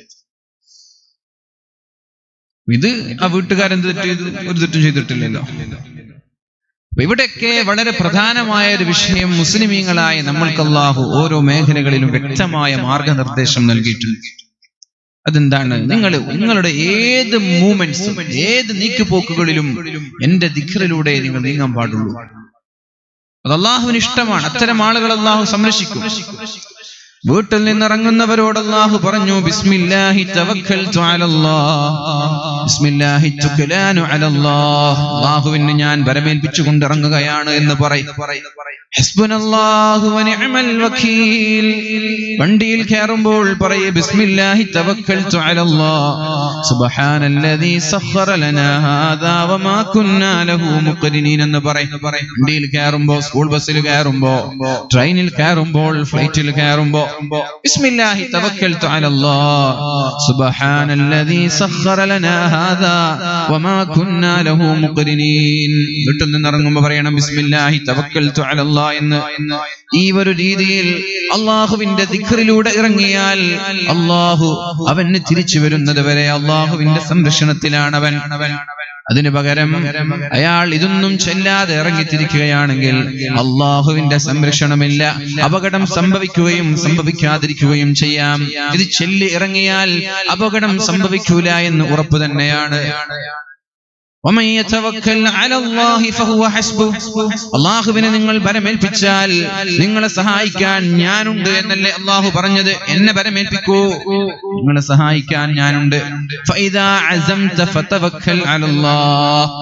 എന്ത് വിഷയം ചെയ്യാൻ ഉദ്ദേശിച്ചാലും തവക്കൽതു അലല്ലാഹ് എന്ന് പറയും. ഹസ്ബുനല്ലാഹു നിഅമൽ വകീൽ എന്ന് പറയും. എന്ത് വിഷയം, ഏത് വിഷയത്തിലേക്ക് ഇറങ്ങിത്തിരിക്കാൻ ഉദ്ദേശിച്ചാലും ബിസ്മില്ലാഹി തവക്കൽതു അലല്ലാഹ് എന്ന് പറയും. ഫൈദാ അസംത ഫതവക്കൽ അലല്ലാഹ്. ഏതൊരു സദുദ്യമങ്ങളിലേക്ക് ഇറങ്ങുമ്പോഴും അള്ളാഹുവിലേക്ക് ബരമേൽപ്പിച്ചിറങ്ങിയാൽ അള്ളാഹുവിന്റെ കാവൽ നിങ്ങൾക്കുണ്ടാകുമെന്നല്ലേ അള്ളാഹു പറഞ്ഞത്. എന്തിനേറെ പറയണം, രാത്രി വീട്ടിലേക്ക് എത്തി ഉറങ്ങാൻ കിടക്കുമ്പോൾ നിങ്ങൾ ചെല്ലണം ബിസ്മില്ലാഹിർ റഹ്മാനിർ റഹീം. ഖുൽ ഹുവല്ലാഹു അഹദ് അല്ലാഹുസ് സമദ് ലം യലിദ് വലം യൂലദ് വലം യകുൽ ലഹു കുഫുവൻ അഹദ്. ബെഡ്റൂമിലേക്ക് വന്നു, ഉറങ്ങുകയാണ്. ഭാര്യയും ഭർത്താവും മക്കളുമെല്ലാം ഉറങ്ങുകയാണ്. ബാത്റൂമിലേക്ക് ചെന്ന് വുളൂ ചെയ്യണം. ബാത്റൂമിലേക്ക് ചെല്ലുമ്പോഴുള്ള ദിക്ർ, തിരിച്ചു വരുമ്പോഴുള്ള ദിക്ർ, പല്ല് തേച്ച് വുളൂ ചെയ്തിട്ട് വേണം നിങ്ങൾ കിടന്നുറങ്ങാൻ. അങ്ങനെ കിടന്നുറങ്ങാൻ വേണ്ടി നിങ്ങൾ നിങ്ങളുടെ ബെഡിൽ ഇരുന്നാൽ ബിസ്മില്ലാഹിർ റഹ്മാനിർ റഹീം, ഖുൽ ഹുവല്ലാഹു അഹദ് അല്ലാഹുസ് സമദ് ലം യലിദ് വലം യൂലദ് വലം യകുൽ ലഹു കുഫുവൻ അഹദ് ബിസ്മില്ലാഹിർ റഹ്മാനിർ റഹീം ഖുൽ അഊദു ബിറബ്ബിൽ ഫലഖ് മിൻ ശർരി മാ ഖലഖ ومن شر غاسق إذا وقب ومن شر النفاثات في العقد ومن شر حاسد إذا حسد بسم الله الرحمن الرحيم قل أعوذ برب الناس ملك الناس إله الناس من شر الوسواس الخناس الذي يوسوس في صدور الناس من الجنة والناس എന്ന് ഊതി നിങ്ങളുടെ കൈകളിലേക്ക് ഊതി എവിടെയൊക്കെയാണോ കൈകൾ എത്തുന്നത് ശരീരമാസകലം തടവണം. കൈകൾ എത്തുന്ന സ്ഥലങ്ങളെല്ലാം തടവണം. പിന്നെയും ഊതണം. പിന്നെയും കൈകൾ എവിടേക്ക് എത്തുന്നുണ്ടോ അവിടേക്ക് തടവണം. പിന്നെയും ഊതണം. പിന്നെയും ശരീരമാസകലം തടവണം. ഇങ്ങനെ നിരന്തരമായി ദൈനംദിനം ഉറങ്ങാൻ കിടക്കുമ്പോൾ ഈ ഒരു മരുന്ന് ഉപയോഗിക്കുന്ന ആളുകൾക്ക് അല്ലാഹു മാരകമായ രോഗങ്ങൾ നൽകൂല എന്ന് പരിശുദ്ധ റസൂലുള്ളാഹി സ്വല്ലല്ലാഹു അലൈഹി വസല്ലം. ക്യാൻസർ വരൂല, ഷുഗറും വരൂല, ഒരു വൈറസും വരൂല. ഇത് അല്ലാഹുവിന്റെ ഹബീബ് പഠിപ്പിച്ചു തന്ന വഴികളാണ്. ഇതൊക്കെ നബി തങ്ങൾ പഠിപ്പിച്ച വഴികളാണ്. വളരെ സ്വീകാര്യമായ സംഭവങ്ങൾ മാത്രമേ ഞാൻ പറയുന്നുള്ളൂ, സ്വഹീഹായ സംഭവങ്ങളാണ്. എന്നിട്ട് അസുഖം വന്നു, ക്യാൻസർ വന്നു, ഷുഗർ വന്നു എന്ന് പറഞ്ഞിട്ട് കാര്യമില്ല. നമ്മൾ ഇതൊക്കെ ചെയ്യണം, ചെറുപ്പത്തിലേ ചെയ്യണം. ഏകദേശം ഒരു 7 വയസ്സായ കുട്ടികളെ ഉമ്മമാർ ഇത് ശീലിപ്പിക്കണം. 7 വയസ്സായ മക്കളെ ഉറക്കുമ്പോ ഉമ്മമാർ ഇതൊക്കെ ചെല്ലിപ്പിച്ച് കൈകളൊക്കെ അവരെ കൊണ്ട് തടവിപ്പിച്ച് എല്ലാ ദിവസവും അങ്ങനെ ചെയ്യിപ്പിച്ചിട്ട് ഉറങ്ങാൻ പാടും. ബാത്റൂമിൽ കൊണ്ടുപോയി ദിക്ർ ചെല്ലിപ്പിച്ച് കയറി വുളൂ ചെയ്തു, പല്ല് തേച്ചു, തിരിച്ചു വന്നു, ദിക്ർ ചെല്ലിപ്പിച്ചു, ബെഡിൽ കയറി ഈ സൂറത്തുൽ ഇഖ്ലാസും മുഅവ്വിദത്തൈനിയും മോദി കൈകൾ ശരീരമാസകലം തടവിച്ച് അവരെ ഉറക്കിയിട്ട് വേണം ഉമ്മമാർ ഉറങ്ങാൻ. എന്നിട്ട് നിങ്ങളും അതുപോലെ ചെയ്യണം. പിന്നെ വീട്ടുകാരായ ഉമ്മമാരോടൊരു പരിഹാരം അല്ലാഹുവിന്റെ ഹബീബ് പറഞ്ഞു. അടുക്കളയിലെ ജോലി ഭാരം നിങ്ങൾക്കുണ്ടെങ്കിൽ ഞാൻ ഭാരം കുറച്ചു തരാമെന്ന്. അടുക്കളയിലെ ജോലി ഭാരം കൂടുതലാണെന്ന് അഭിപ്രായമുള്ള ഉമ്മമാരുണ്ട്. ഒരു നോമ്പ് തുറ വരുമ്പോ, എന്തെങ്കിലും ഒരു ഫംഗ്ഷൻ വരുമ്പോൾ കഴിയുന്നില്ല, നടുവേദന രാവിലെ തുടങ്ങിയതാണ്, ചോറുണ്ടാക്കാനും അപ്പങ്ങൾ ഉണ്ടാക്കാനും കറികൾ ഉണ്ടാക്കാനും വിരുന്നുകാരെ ഫാത്തിമ ബീവി പറഞ്ഞു, നബിയേ ഞങ്ങൾക്ക് കഴിയുന്നില്ല, ഒരു ജോലിക്കാരി വേണം. ജോലി ചെയ്ത് ക്ഷീണിച്ചിരിക്കുകയാണ്, ആകെ ടയർഡായി, അതുകൊണ്ട് ജോലിക്കാരി വേണം, കഴിയുന്നില്ല. നബി തങ്ങൾ പഠിപ്പിച്ച വഴി അതല്ലയോ? സുബ്ഹാനല്ലാഹ് എന്ന് ചൊല്ല് 33 തവണ, അൽഹംദുലില്ലാഹ് എന്ന് ചൊല്ല് 33 തവണ, അല്ലാഹു അക്ബർ എന്ന് ചൊല്ല് 34 തവണ. ഫാത്തിമ ബീവിയെ ഉറങ്ങാൻ കിടക്കുമ്പോൾ ഇത് ചൊല്ലിയാൽ ഒരു ജോലിക്കാരിയുടെ ആവശ്യമില്ലാതെ നിങ്ങളുടെ അടുക്കള ജോലിയിൽ അല്ലാഹു എളുപ്പമാക്കി തരുമെന്നല്ലേ അല്ലാഹുവിന്റെ ഹബീബായ റസൂലുള്ളാഹി സ്വല്ലല്ലാഹു അലൈഹി വസല്ലം തങ്ങൾ പറഞ്ഞത്. എത്ര ഉമ്മമാർ ഇത് ചൊല്ലുന്നുണ്ട്? മുസ്ലിമിന്റെ ജീവിതത്തിലെ ഓരോ നീക്കുപോക്കുകളിലും വ്യക്തമായ വഴി, വ്യക്തമായ മാർഗനിർദ്ദേശം ഖുർആനും തിരുസുന്നത്തും കാണിച്ചു തന്നിട്ടുണ്ട്. എല്ലാ മേഖലകളിലും പെണ്ണുങ്ങൾ സ്ഥിരമായത് ചൊല്ലി നോക്ക്, അടുക്കളയുടെ ജോലി എളുപ്പാകും. ഫാത്തിമ ബീവിക്ക് ഒരു ജോലിക്കാരി വേണം. ആ ജോലിക്കാരിയാണ് ഈ 33 തസ്ബീഹ്. ശമ്പളം കൊടുക്കണ്ട, ചോറ് കൊടുക്കണ്ട, 33 തസ്ബീഹ് ചൊല്ലി. സുബ്ഹാനല്ലാഹ് സുബ്ഹാനല്ലാഹ് സുബ്ഹാനല്ലാഹ് അൽഹംദുലില്ലാഹ് അൽഹംദുലില്ലാഹ് അൽഹംദുലില്ലാഹ് അല്ലാഹു അക്ബർ അല്ലാഹു അക്ബർ. അങ്ങനെ ചൊല്ലി. നിങ്ങൾക്ക് ജോലിക്കാരിയുടെ ആവശ്യമില്ല, അടുക്കളയുടെ ജോലി വളരെ എളുപ്പമായിരിക്കും. ഇതൊക്കെ പടച്ചോൻ നിയന്ത്രിക്കുകയാണ്. ഇതൊന്നുമില്ല. എന്നിട്ട് രാവിലെ മുതൽ വൈകുന്നേരം ആകുമ്പോ യാ അല്ലാഹ്, നമ്മുടെ ഉമ്മമാർ സഹോദരിമാരുടെ നടുവൊഴിഞ്ഞു, ക്ഷീണിതരായി, ആകെ ടയർഡായി, പിന്നെ ഭർത്താക്കന്മാരോട് ഫുള്ള് ചൂട്ടിലാണ്. നിങ്ങളൊരു 200, നിങ്ങളൊരു സൽക്കാരം, നിങ്ങളൊരു ചങ്ങായിമാര് എന്നൊക്കെ പറഞ്ഞ് എന്താ പ്രശ്നം? അങ്ങനെ ചെല്ലുന്നില്ല, അള്ളാഹു പഠിപ്പിച്ച വഴിയിലൂടെ നീങ്ങുന്നില്ല. ജോലി ചെയ്ത് നിങ്ങൾക്ക് കടന്നുറങ്ങിയാൽ മതി, ഞങ്ങളല്ല ചോറുണ്ടാക്കേണ്ടത്, ഞങ്ങളല്ല അപ്പം ഉണ്ടാക്കേണ്ടത്, നിങ്ങൾക്കറിയാം ഞങ്ങളുടെ ക്ഷീണം, ഞങ്ങളുടെ ജോലിയുടെ ഭാരം നിങ്ങൾക്കറിയാം. അങ്ങനെയൊക്കെയല്ലേ ചോദിക്കുക പെണ്ണുങ്ങള്? അതൊന്നും ചോദിക്കൂല. നിങ്ങൾ എന്ത് ചെയ്യും? ഉറങ്ങാൻ കിടക്കും ഒരു 33 തവണ സുബ്ഹാനല്ലാഹ്. ഞാൻ എന്റെ വക പറയുന്നതാണെങ്കിൽ നിങ്ങൾക്ക് തള്ളിക്കളയാം. നബി തങ്ങൾ ഫാത്തിമ ബീവിക്ക് കൊടുത്ത നിർദ്ദേശമല്ലേ? പിന്നെ പ്രിയപ്പെട്ട സഹോദരിമാർ ഉറങ്ങാൻ കിടക്കും ഇത് ചൊല്ലി, ഇൻഷാ അല്ലാഹ് അല്ലാഹുവിന്റെ സഹായം ഉണ്ടാവും. അതേപോലെ ഉറങ്ങാൻ കിടക്കുമ്പോൾ എന്തിനേറെ ശാരീരിക ബന്ധങ്ങളിൽ ഏർപ്പെടുമ്പോൾ വരെ ഒരു ദിക്ർ പഠിപ്പിച്ചു തന്നു. കല്യാണം പെണ്ണ് കെട്ടുമ്പോ ദിക്റുണ്ട്, വണ്ടി വാങ്ങുമ്പോ ദിക്റുണ്ട്. എവിടെ ദിക്റില്ലാത്ത എവിടെ? ഒരു പെണ്ണ് കെട്ടി കല്യാണം കഴിഞ്ഞു, ആദ്യ രാത്രി പെണ്ണിനെ കാണാൻ അല്ലാഹുമ്മ ഇന്നി അസ്അലുക ഖൈറഹാ വഖൈറ മാ ജബൽത അലൈഹാ വനഊദു ബിക മിൻ ശർരിഹാ വശർരി മാ ജബൽത അലൈഹാ. അല്ലാഹുവേ, ഈ പെണ്ണിൽ നിന്നുള്ള ഖൈർ നീ എനിക്ക് തരണേ അല്ലാഹ്, നന്മ നീ എനിക്ക് തരണേ അല്ലാഹ്. ഈ പെണ്ണിൽ വല്ല ഷർറുമുണ്ടെങ്കിൽ അതിൽ നിന്ന് നീ എന്നെ കാക്കണേ അല്ലാഹ്. ഈ ദിക്ർ ചൊല്ലാൻ പഠിപ്പിച്ചു. നമ്മൾ ചൊല്ലിയില്ല. പെണ്ണ് ഇടക്കിടക്ക് ഇങ്ങനെ കിരികിരിയാക്കാണ്. ഉത്തരവാദിയായ നമ്മളാണ്. പെണ്ണിനെ ഫസ്റ്റ് സൈറ്റ് ആദ്യം കാണുമ്പോൾ ചെല്ലണം. അല്ലാഹുവേ, ഈ പെണ്ണിൽ വല്ല ഷർറുമുണ്ടെങ്കിൽ ഈ പെണ്ണ് നാളെ എന്നെ വഞ്ചിക്കുമോ ചതിക്കുമോ വല്ലാതെ ചൊറക്കുമോ എന്നല്ല നമ്മൾ ആലോചിക്കും. കാണുമ്പോ ഇത് ചൊല്ലി ബിസ്മിൽ അല്ലാഹുമ്മ ഇന്നി അസ്അലുക ഖൈറഹാ വഖൈറ മാ ജബൽത അലൈഹാ വനഊദു ബിക മിൻ ശർരിഹാ വശർരി മാ ജബൽത അലൈഹാ. ഇനി ഒരു വണ്ടി വാങ്ങുകയാണ്, കാർ വാങ്ങാൻ, ബൈക്ക് വാങ്ങാൻ. ഈ വണ്ടി എത്ര ആളുകളാണ് വണ്ടി വാങ്ങിച്ച് ഒരു മാസം ആകുന്നതിന് മുമ്പ് അപകടങ്ങൾ സംഭവിക്കുന്നത്? ആ വണ്ടിയിൽ കൈവച്ച് പറയും അല്ലാഹുമ്മ ഇന്നി അസ്അലുക ഖൈറഹാ വഖൈറ മാ ജബൽത അലൈഹാ വനഊദു ബിക മിൻ ശർരിഹാ വശർരി മാ ജബൽത അലൈഹാ. അല്ലാഹുവേ, ഈ വാഹനത്തിൽ നിന്ന് ഖൈർ മാത്രം എനിക്ക് തരണേ അല്ലാഹ്. ഈ വാഹനത്തിന്റെ ഷർറിൽ നിന്ന് നീ എന്നെ കാക്കണേ അല്ലാഹ്. അഥവാ അപകടങ്ങൾ വരിക, ടയർ പഞ്ചറാവ, എണ്ണ തീര, ഇങ്ങനെ പകുതിയിൽ കുടുങ്ങി കിടക്കുക, ഇതൊക്കെ പഠിപ്പിച്ചെന്നില്ലേ? ഇതൊന്നും ചെല്ലാതെ വണ്ടി സർവീസ് മാനേജർമാർ തരുമ്പോ, അല്ലെങ്കിൽ സെയിൽസ്മാൻമാർ, അവിടെയുള്ള ഉദ്യോഗസ്ഥന്മാർ വണ്ടിയുടെ ചാവി തരുമ്പോ മാഷാ അല്ലാഹ് ഒരു സെൽഫി എടുത്ത് നമ്മൾ ഇറങ്ങാൻ. അതുകൊണ്ട് വണ്ടി വാങ്ങുമ്പോ വണ്ടിയിൽ കൈവച്ച് ദിക്ർ ചൊല്ലും. അല്ലാഹുവിന്റെ സഹായം ഉണ്ടാകും. ഏത് മേഖലയാ പഠിപ്പിച്ചു തരാൻ? ശാരീരിക ബന്ധങ്ങളിൽ ഏർപ്പെടുകയാണ്. കല്യാണം കഴിഞ്ഞു ഭാര്യയും ഭർത്താവും നന്ദി ആവേശം കാണിക്കുന്നതിന് മുമ്പ് ഒരു ദിക്ർ ചൊല്ലണം. ബിസ്മില്ലാഹിർ റഹ്മാനിർ റഹീം. അല്ലാഹുമ്മ ജന്നിബ്ന ശൈത്വാന വജന്നിബിശ് ശൈത്വാന മാ റസഖ്തനാ. അല്ലാഹുവേ, എന്നെയും എൻ്റെ ഭാര്യയും ഞങ്ങൾക്കുണ്ടാകുന്ന മക്കളെയും പിശാചിൽ നിന്ന് നീ കാക്കണേ അല്ലാഹ്.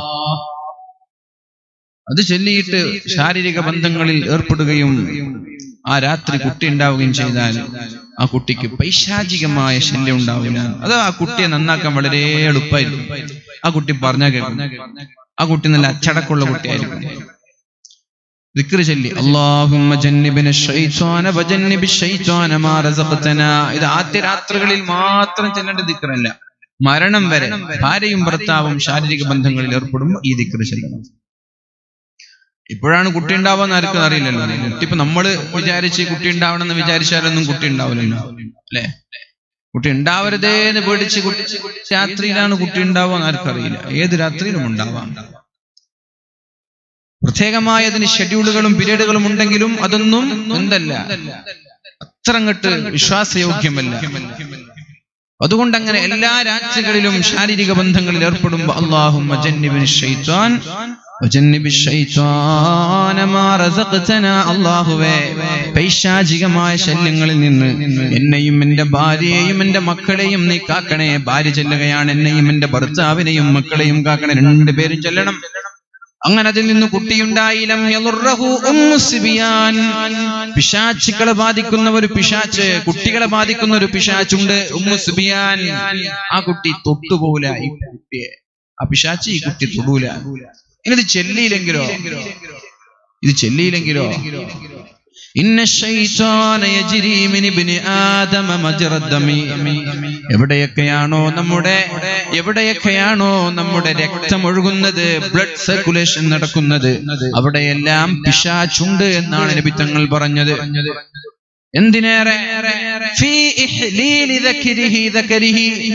പുരുഷന്റെ ഗുഹ്യാവയവങ്ങളുടെ ആ ദ്വാരങ്ങളിലൂടെ പിശാച് കയറും. ഭാര്യയുമായി ശാരീരിക ബന്ധങ്ങളിൽ ഏർപ്പെടുമ്പോൾ ഇവന്റെ കൂടെ പിശാചും ബന്ധപ്പെടുമെന്നാണ് നബി തങ്ങൾ പഠിപ്പിച്ച. ദിക്ർ ചൊല്ലാതെയാണ് ബന്ധപ്പെടുന്നതെങ്കിൽ നീ ഒറ്റക്കല്ല, നിന്റെ കൂടെ പിശാചുണ്ട്. നിന്റെ ബീജം നിന്റെ ഭാര്യയുടെ ഗർഭപാത്രത്തിലേക്ക് പോകുമ്പോ നിന്റെ ഒറ്റയ്ക്കല്ല, അതിൽ പിശാചിനും പങ്കുണ്ട്. പിന്നെ കുട്ടിക്ക് അനുസരണക്കേടില്ലാതിരിക്കോ? പിശാചിനും പങ്കുണ്ട് നിന്റെ ബീജത്തിന്റെ കൂടെ. പിശാച്ചും ബന്ധപ്പെട്ടിട്ടുണ്ട്. അപ്പൊ പിശാച്ചിനും ഇതിലൊരു റോളുണ്ട്. പിശാച്ചിനും ഈ കുട്ടിയായിട്ട് ബന്ധമുണ്ട്. ഖുർആൻ മുഴുവനും മരുന്നാണ്. ആകെ സൂറത്തുൽ മുൽക്ക് ഓതിയ ഖബർ രക്ഷപ്പെടും. ബാക്കി ഓതിയ ദുനിയാവിൽ ദാരിദ്ര്യം ഉണ്ടാവൂല. യാസീൻ ഓതിയ അന്നത്തെ ജീവിതം ഖൈറിലാകും. എന്നാ പിന്നെ മറ്റുള്ള ഫ്ലേവറുകൾ, മറ്റുള്ള സൂറത്ത് ആരോതും? മറ്റുള്ള സൂറത്ത് ആരോതും? ഖുർആന്റെ മറ്റുള്ള ടേസ്റ്റ് ആര് നുകരും? മറ്റുള്ള വിഷയങ്ങളിൽ ആര് ബന്ധപ്പെടും? ഖുർആൻ ആ പ്രത്യേകമായ ചില സൂറത്തുകൾ അത് മാത്രം ഒതുക്കുന്നതിന് പകരം ഇതെന്തായാലും വേണം. മഗ്രിബ് നിസ്കരിച്ച സൂറത്തുൽ മുൽക്ക് ഓതണം, വാഖിഅ ഓതണം, സുബ്ഹി നിസ്കരിച്ചാൽ ഒരു യാസീനും ഓതണം. ഇതിനൊക്കെ പുറമെ ജീവിതത്തിൽ വ്യക്തമായ വിജയമുണ്ടാകാൻ പരിശുദ്ധ ഖുർആനിൽ നിന്നുള്ള ഒരു ജുസ് എങ്കിലും ദിവസവും ഓതാൻ നമ്മുടെ എല്ലാവരും ശ്രമിച്ചേക്കണം. 10 വയസ്സുള്ള കുട്ടികൾ മുതൽ മരിക്കുന്നത് വരെ എല്ലാവരും ജീവിതത്തിൽ ഒരു ജുസ് പാരായണം ചെയ്യാൻ ശ്രമിച്ചേക്കണം. കാരണം ആരുടെ ഹൃദയങ്ങളിൽ ഖുർആൻ ഉണ്ടോ അവരെല്ലാവരും വിജയികളാണ്. ഖുർആൻ ഇല്ലാത്തവർ പരാജിതർ തന്നെയാണ്. ഖുർആൻ ഓതുന്ന വീടും ഖുർആൻ ഓതാത്ത വീടും രണ്ടും വ്യത്യസ്തമാണ്. ഖുർആൻ ഇല്ലാത്ത വീട് ഖബറിന് സമാനമാണ്. നബി തങ്ങൾ പറഞ്ഞു, ഖുർആൻ ഓതാത്ത വീടുകൾ ഖബറിന് സമാനമാണ്. ചത്തവർക്ക് സമമാണവർ. ജീവിച്ചിരിക്കലും അവർ ചത്തവർക്ക് സമാനമാണ്. ഖുർആൻ ഓതാത്ത ഹൃദയങ്ങൾ ചത്തുപോയവന്റെ ഹൃദയം പോലെയാണ്. അവിടെ വെളിച്ചുണ്ടാവൂല. എന്നാൽ ഖുർആൻ നിങ്ങളിലുണ്ടോ എങ്കിൽ നിങ്ങൾ വിജയികളാണ്. ലം തളില്ലു മാ തമസ്സക്തും ബിഹിമാ. ഈ ഖുർആൻ ഓതുകയും ജീവിതത്തിൽ പകർത്തുകയും ചെയ്താൽ നിങ്ങൾ ഒരിക്കലും പരാജയപ്പെടൂല എന്ന് നിങ്ങളുടെ ബിസിനസ്സോ കച്ചവടങ്ങളോ രാഷ്ട്രീയ പ്രവർത്തനങ്ങളിലോ സംഘടനാ പ്രവർത്തനങ്ങളിലോ നിങ്ങൾക്കൊരു പരാജയം ഉണ്ടാവൂല. അഭിവൃദ്ധി മാത്രമേ ഉണ്ടാവുള്ളൂ. അതുകൊണ്ട് ദുന്യവിയായ ഉഖ്റവിയായ വിജയങ്ങൾക്ക് വേണ്ടി പരിശുദ്ധ ഖുർആൻ നിങ്ങൾ മുറുകെ പിടിക്കണം. അല്ലാഹു തൗഫീഖ് ചെയ്യട്ടെ. അല്ലാഹു തൗഫീഖ് ചെയ്യട്ടെ. അലാ ബിദിക്രില്ലാഹി തത്മഇന്നുൽ ഖുലൂബ്. അല്ലാഹു പറയാണ്, അലാ നിങ്ങൾ അറിയണം, നിങ്ങൾക്ക് മാനസികമായ ശാരീരികമായ ആരോഗ്യം നൽകുന്നത് അലാ ബിദിക്രില്ലാഹി തത്മഇന്നുൽ ഖുലൂബ്. അല്ലാഹുവിന്റെ ഏതെങ്കിലും ഒരു ലോകം 2 ഖത്തം ഓതിയവരുണ്ട്, 3 ഖത്തം ഓതിയവരുണ്ട്, 4 ഖത്തം ഓതിയവരുണ്ട്, 8 ഖത്തം ഓതിയവരുണ്ട്, ഒരൊറ്റ ഒരു ദിവസത്തിൽ 15 ഖത്തം വരെ ഓതിയവരുണ്ട്. ഒരൊറ്റ ഒരു ദിവസത്തിൽ 15 ഖത്തം. മഹാനായ ഇമാം ഖസ്തലാനി തങ്ങൾ പറയുന്നുണ്ട് 15 ഖത്തം ഒരു ദിവസം ഓതിയാണ് കുറിച്ച്. രാവിലെ 4 ഖത്തം, രാത്രി 4 ഖത്തം, അങ്ങനെ 8 ഖത്തം. ളുഹറിന്റെയും അസ്റിന്റെയും ഇടയിൽ ഒരു ഖത്തം, മഗ്രിബിന്റെയും ഇശാഇന്റെയും ഇടയിൽ ഖത്തം. നമ്മള് 60 വർഷം ജീവിച്ചിട്ടും ഒരു 8 ഖത്തം തീർത്തിട്ടില്ല. 60 വർഷം ജീവിച്ചിട്ടും ഒരു 8 ഖത്തം തീർത്തിട്ടില്ല. ഇതൊരു ദിവസത്തിലെ 8 ഖത്തം തീർത്ത്. എന്ത് ബന്ധമാണ് നമ്മൾക്ക് ഖുർആനുമായിട്ട് പറയാനുള്ളത്? തും മുസൽമാൻ ഹേ ഔർ അന്ദാസ് മുസൽമാനി ഹേ. നിനക്ക് ഇസ്ലാമുമായിട്ട് എന്ത് ബന്ധമാണുള്ളത്? ഹൈദരി ഫഖർ ഹേ ദൗലത്ത് ഉസ്മാനി ഹേ. മഹാനായ അലി തങ്ങൾക്കുണ്ടായിരുന്ന ദാരിദ്ര്യം നിനക്കില്ല. ഉസ്മാൻ തങ്ങൾക്കുണ്ടായിരുന്ന സാമ്പത്തിക അവസ്ഥയും നിനക്കില്ല. തുംകോ അസ്ലാഫ് സേ ക്യാ നിസ്ബത് റൂഹാനി ഹേ. നിനക്ക് നിന്റെ പൂർവസൂരികളുമായി എന്ത് ബന്ധമാണുള്ളത്? വോ സമാനെ മേ മുഅസ്സസ് തേ മുസൽമാൻ ഹോകർ ഔർ തും ഖാർ ഹുയേ താരികെ ഖുർആൻ ഹോകർ. നിന്റെ പൂർവകാല നേതാക്കന്മാരെല്ലാം ഉന്നതങ്ങളിൽ എത്തിയത് ഖുർആൻ മുറുകെ പിടിച്ചത് കൊണ്ടാണ്. നീ പരാജയത്തിന്റെ കയ്പുനീര് കുടിച്ചത് ഖുർആൻ വെരിച്ചെറിഞ്ഞത് കൊണ്ടാണ്. എത്ര മനോഹരവും എത്ര അർത്ഥവത്തായ കവിതയാണിതൊക്കെ. നമ്മൾ പരാജയപ്പെടാൻ കാരണം ഖുർആനെ തന്നെയാണ്. ഖുർആൻ ഒഴിവാക്കുന്നത്. ഈ ഖുർആൻ കൊണ്ട് ചില ആളുകൾ ഉന്നതരാകുമ്പോ ചില ആളുകൾ തകർന്ന് തരിപ്പണമാകും. ചില ആളുകൾ ഖുർആൻ കൊണ്ട് വിജയിക്കും, ചില ആളുകൾ ഖുർആൻ കൊണ്ട് തകരും. അതിന്റെയും ഉദാഹരണങ്ങൾ നമ്മൾ കണ്ടു. ഉസ്മാൻ തങ്ങളെ വധിക്കാൻ വേണ്ടി വരികയാണ്. ഉസ്മാൻ തങ്ങളുടെ വീട്ടിൽ, ഇതേപോലെ ചെറിയൊരു വീട്ടിലാണ്. മുനാഫിക്കീങ്ങളായ ആളുകൾ ഉസ്മാൻ തങ്ങളുടെ വീട് വളഞ്ഞു, മുകളിൽ കയറി വീടിന്റെ റൂഫ് എടുത്തു മാറ്റി അകത്തേക്ക് ഇറങ്ങി ഉസ്മാൻ തങ്ങളെ കഴുത്തെറുത്തു കൊന്നു. അദ്ദേഹം ഖുർആൻ ഓതിക്കൊണ്ടിരിക്കുകയായിരുന്നു. അദ്ദേഹത്തെ വധിക്കാൻ വന്ന മുനാഫിക്കിന്റെ കയ്യിലും ഖുർആൻ ഉണ്ടായിരുന്നു. രണ്ടുപേരുടെ കയ്യിലും ഖുർആൻ ഉണ്ട്. യുദില്ലു ബിഹി കസീറൻ വയഹ്ദി ബിഹി കസീറ. ഉസ്മാൻ തങ്ങൾ ഖുർആൻ കൊണ്ട് വിജയിച്ചപ്പോ മുനാഫിക്ക് ഖുർആൻ കൊണ്ട് തോറ്റുപോയി. ഖുർആനിനെ അവർക്ക് ഇഷ്ടപ്പെടുന്ന രീതിയിൽ ദുർവ്യാഖ്യാനം ചെയ്യുന്നവർ പരാജയപ്പെടും. നമ്മൾക്ക് വിജയിക്കണം. ഖുർആൻ കേൾക്കാൻ വേണ്ടി അല്ലാഹുവിന്റെ മാലാഖമാര് ഭൂമിയിലേക്ക് ഇറങ്ങി വരാറുണ്ട് ഖുർആൻ ഓതുന്നത് കേൾക്കാൻ വേണ്ടി. ഫഇദാ ഖുരിഅൽ ഖുർആനു ഫസ്തമിഉ ലഹു വഅൻസിതു. ഖുർആൻ ഓതുന്നത് കേൾക്കാനിടയായാൽ നിങ്ങൾ മിണ്ടാണ്ടിരുന്ന് ഖുർആൻ കേൾക്കണമെന്നല്ലേ പഠിപ്പിച്ചത്? ആരെങ്കിലും ഖുർആൻ ഓതുന്നത് കേട്ടാൽ പിന്നെ നിങ്ങളുടെ സംസാരവും ചർച്ചയൊക്കെ നിർത്തി ഫൻസിതു, മിണ്ടാണ്ടിരുന്ന് അത് ശ്രദ്ധിച്ച് കേൾക്കണം. മഹാനായൊരു സ്വഹാബി ഖുർആൻ ഓതുകയാണ്. രാത്രിയാണ് ഖുർആൻ ഓതാൻ ഏറ്റവും നല്ല സമയം രാത്രിയാണ്. അതിലും ഏറ്റവും നല്ലത് സുബഹിയോട് തൊട്ടടുത്ത സമയമാണ്. സുബഹിയോടടുത്ത സമയം. താഴെ സമയത്ത് ഇപ്പോ നോമ്പ് കാലത്ത് നമ്മൾ എണീക്കാറുണ്ട്. അപ്പോ സുബഹി നിസ്കാരത്തിന് മുമ്പ് ഒരു ജുസ് ഓതി തീർക്കുക, സുബഹി ബാങ്കിന് മുമ്പ്. ഇനി റമദാൻ കഴിഞ്ഞാലോ ഇതേപോലെ തന്നെ വീട്ടുകാരെല്ലാവരും എണീക്കുക. ഉമ്മാർ അത്തായം കഴിക്കാൻ വേണ്ടിയിട്ട് ഉമ്മമാർക്ക് എന്ത് ആവേശമാണ്. മക്കൾ അത്തായം കഴിക്കാതെ ഉറങ്ങാൻ ഒരു ഉമ്മയും വിടില്ല. എന്റെ മോൻ പട്ടിണി കിടന്നുണ്ടാകുന്ന പേടി അല്ലെ? എന്തൊരു വിഷമാണ് ഉമ്മമാർക്ക് അത്താഴം കഴിക്കാതെ കിടന്നുറങ്ങുമ്പോ. എണീറ്റില്ലെങ്കിൽ വെള്ളം ഒഴിച്ചിട്ട് എങ്ങനെയെങ്കിലും ഉമ്മമാർ വിളിക്കും. ആകെ ഒരു ദുനിയാവിനെ കുറിച്ച് മാത്രമേ ഉമ്മമാർക്കൊക്കെ ഇന്ന് ബോധമുള്ളൂ. അതേ ഉമ്മമാർക്ക് എന്തുകൊണ്ട് നോമ്പ് കഴിഞ്ഞ് റമദാൻ കഴിഞ്ഞാൽ അതേപോലെ വിളിച്ച് തഹജ്ജുദ് നിസ്കരിപ്പിച്ചുകൂടാ? നിങ്ങൾ എന്തിനാ ദുനിയാവിന് ഇത്ര പ്രാധാന്യം നൽകുന്നത്?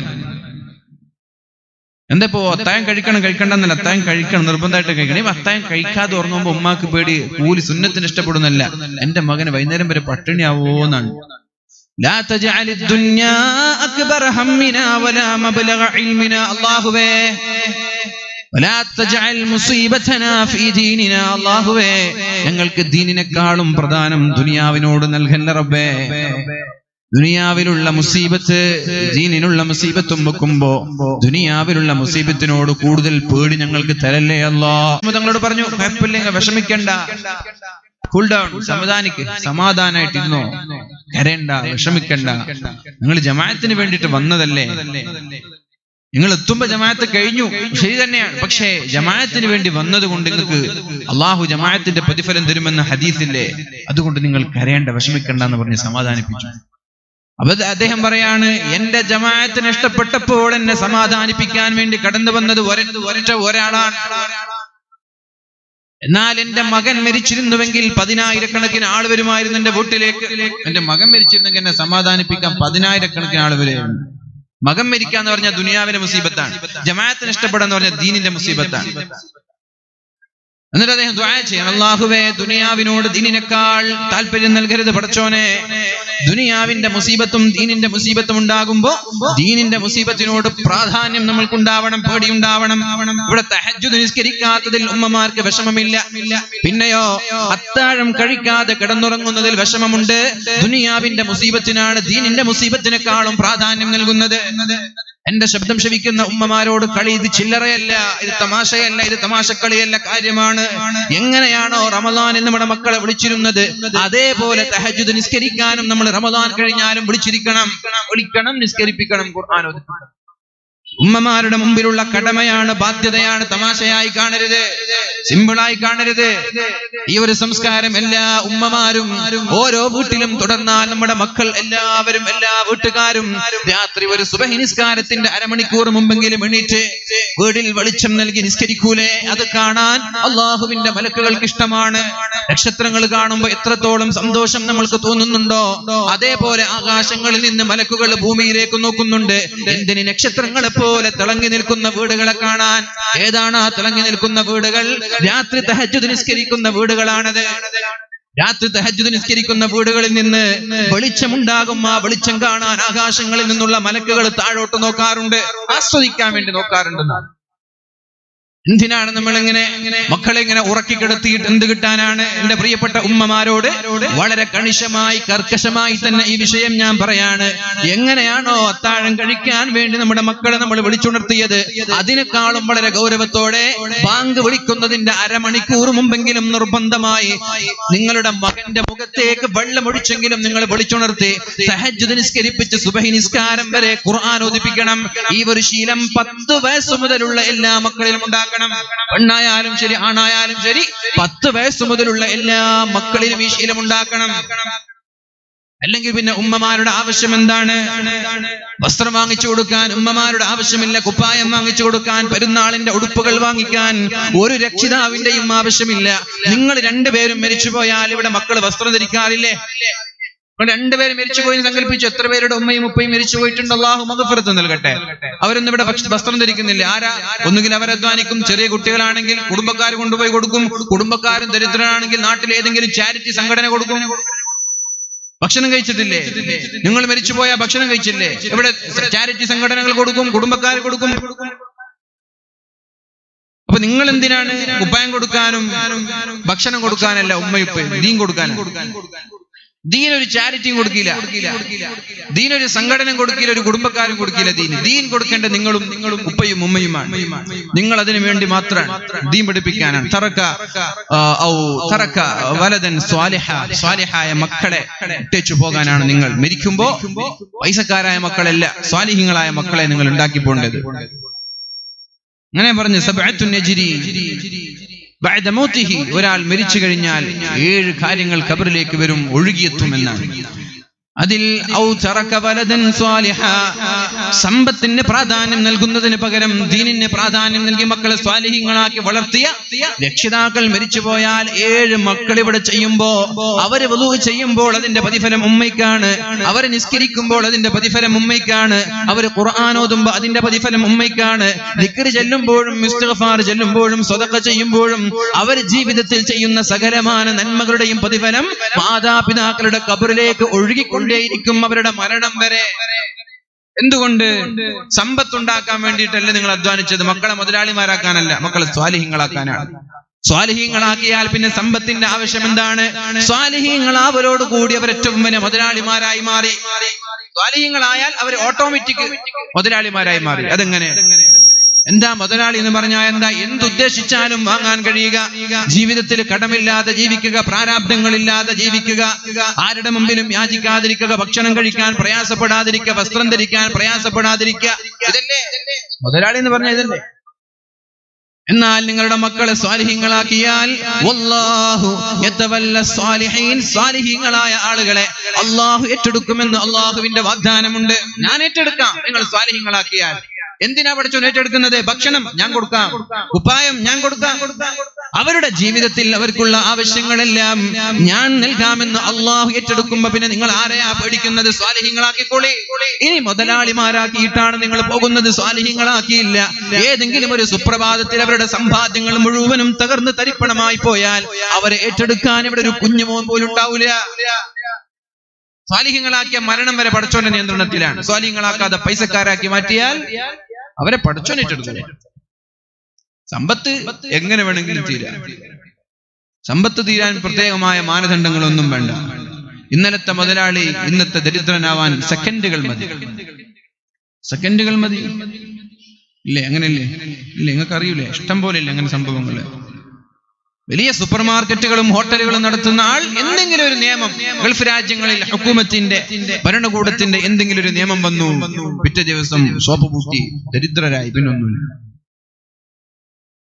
കോഴിക്കോട് ബൈപ്പാസിലേക്ക് ചെന്നാൽ മതി, റൈറ്റ് സൈഡിലും ലെഫ്റ്റ് സൈഡിലും പൂട്ടിക്കിടക്കുന്ന ഒരുപാട് ഹോട്ടലുകളും ബിസിനസ് സ്ഥാപനങ്ങളും കാണാം. അവരൊക്കെ വലിയ മുതലാളിമാരായിരുന്നു. ഗവൺമെന്റിന്റെ പുതിയ തീരുമാനം വന്നു, ഫ്ലൈ ഓവർ ബ്രിഡ്ജ് വേണം. അപ്പൊ ഇവിടുത്തെ കച്ചവടം പൂട്ടി.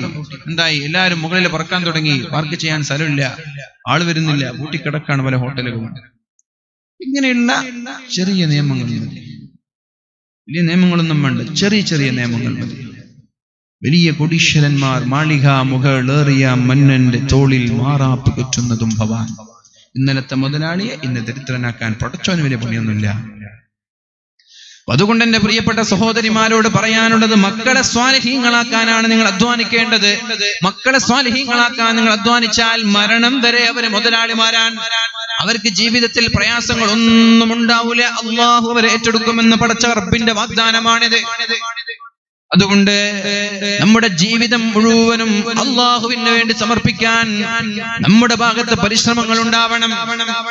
വരാനിരിക്കുന്നത് ലൈലത്തുൽ ഖദറിന്റെ രാത്രിയാണ്. ഒറ്റപ്പെട്ട രാത്രികളിൽ മാത്രം ഒതുക്കാതെ എല്ലാ രാത്രികളിലും അള്ളാഹുവിന്റെ മാർഗത്തിൽ സ്വതഖ ചെയ്യാനും അള്ളാഹുവിന്റെ മാർഗത്തിൽ നിസ്കരിക്കാനും മിനിമം ഒരു ജുസ് എങ്കിലും ഖുർആൻ ഓതാനും കഴിയുമെങ്കിൽ ആരെങ്കിലും നോമ്പ് തുറപ്പിക്കാനും ഒരു 100 200 ആയിരക്കണക്കിന് ഇസ്തിഗ്ഫാർ ഒരു 100 സ്വലാത്തോ ചൊല്ലാനും ആ രാത്രിയിൽ നമ്മൾ ശ്രമിക്കണം. ഇന്നലെ മുതൽ 30 വരെയുള്ള എല്ലാ രാത്രിയിലും, അത് ഒറ്റപ്പെട്ട രാത്രിയായി ഒതുക്കേണ്ട എല്ലാ രാത്രിയിലും ആയിക്കോട്ടെ, 21-നും 22-നും 23-നും എല്ലാം സുബഹിയുടെയും മഗ്രിബിന്റെയും ഇടയിൽ ഒരു ജുസ് ഖുർആൻ ഓതാനും ഒരു 100 സ്വലാത്ത് ചൊല്ലാനും ഒരു 100 തസ്ബീഹ് ചൊല്ലാൻ 100 ഇസ്തിഗ്ഫാർ ചൊല്ലാൻ, ഒരാളെ നോമ്പ് തുറപ്പിക്കാൻ, ഒരാൾക്ക് എന്തെങ്കിലും സ്വതഖ ചെയ്യാൻ, 2 3 4 റക്അത്ത് അല്ലെങ്കിൽ വിത്ർ നിസ്കാരത്തെ അവസാനത്തെ ഭാഗത്തിലേക്ക് മാറ്റി തറാവീഹ് നിസ്കരിക്കുന്ന ആളുകൾ വിത്ർ നിസ്കാരം ജമാഅത്തിൽ പങ്കെടുക്കാതെ വീട്ടിലേക്ക് വന്ന് തഹജ്ജുദ് നിസ്കരിക്കാൻ വീട്ടുകാരുണരുമ്പോൾ അല്പം അരമണിക്കൂർ മുമ്പേ ഉണർന്നിട്ട് എന്തെങ്കിലും ഭക്ഷണം കഴിച്ച് സുബഹി നിസ്കാരം വരെ വിത്ർ നിസ്കരിക്കാൻ, ഈ രീതിയിൽ ഇനിയുള്ള 10 ദിവസങ്ങൾ നമ്മുടെ പരിശുദ്ധമായ ലൈലത്തുൽ ഖദ്ർ ഉപയോഗിക്കാൻ നമ്മൾ ശ്രമിക്കണം. അല്ലാഹു തൗഫീഖ് ചെയ്യട്ടെ. അതുകൊണ്ട് പരിശുദ്ധ ഖുർആനിലേക്ക് ഞാൻ നിങ്ങളെ ക്ഷണിക്കുകയാണ്. റമദാൻ കഴിഞ്ഞാലും ഈ ഖുർആൻ പൂട്ടിവെക്കരുത്. ഖുർആൻ പൂട്ടിവെച്ച ഹൃദയങ്ങളും ചത്തുപോയി, ഖുർആൻ പൂട്ടിവെച്ച വീടുകളും ഖബറിന് സമാനമാണ്. അതുകൊണ്ട് ഹൃദയത്തിന്റെ വെളിച്ചമുണ്ടാകാൻ, നമ്മുടെ വീട്ടിൽ സന്തോഷവും അന്തസ്സും ഉണ്ടാവാൻ, നമ്മുടെ ജീവിത വിജയത്തിന്റെ വഴികാട്ടിയായ പരിശുദ്ധ ഖുർആൻ കൂടെ കൊണ്ട് നടക്കണം. ഖുർആൻ ഓരോ മേഖലകളിലും നമ്മൾക്ക് വ്യക്തമായ മാർഗനിർദ്ദേശങ്ങൾ നൽകുന്നുണ്ട്.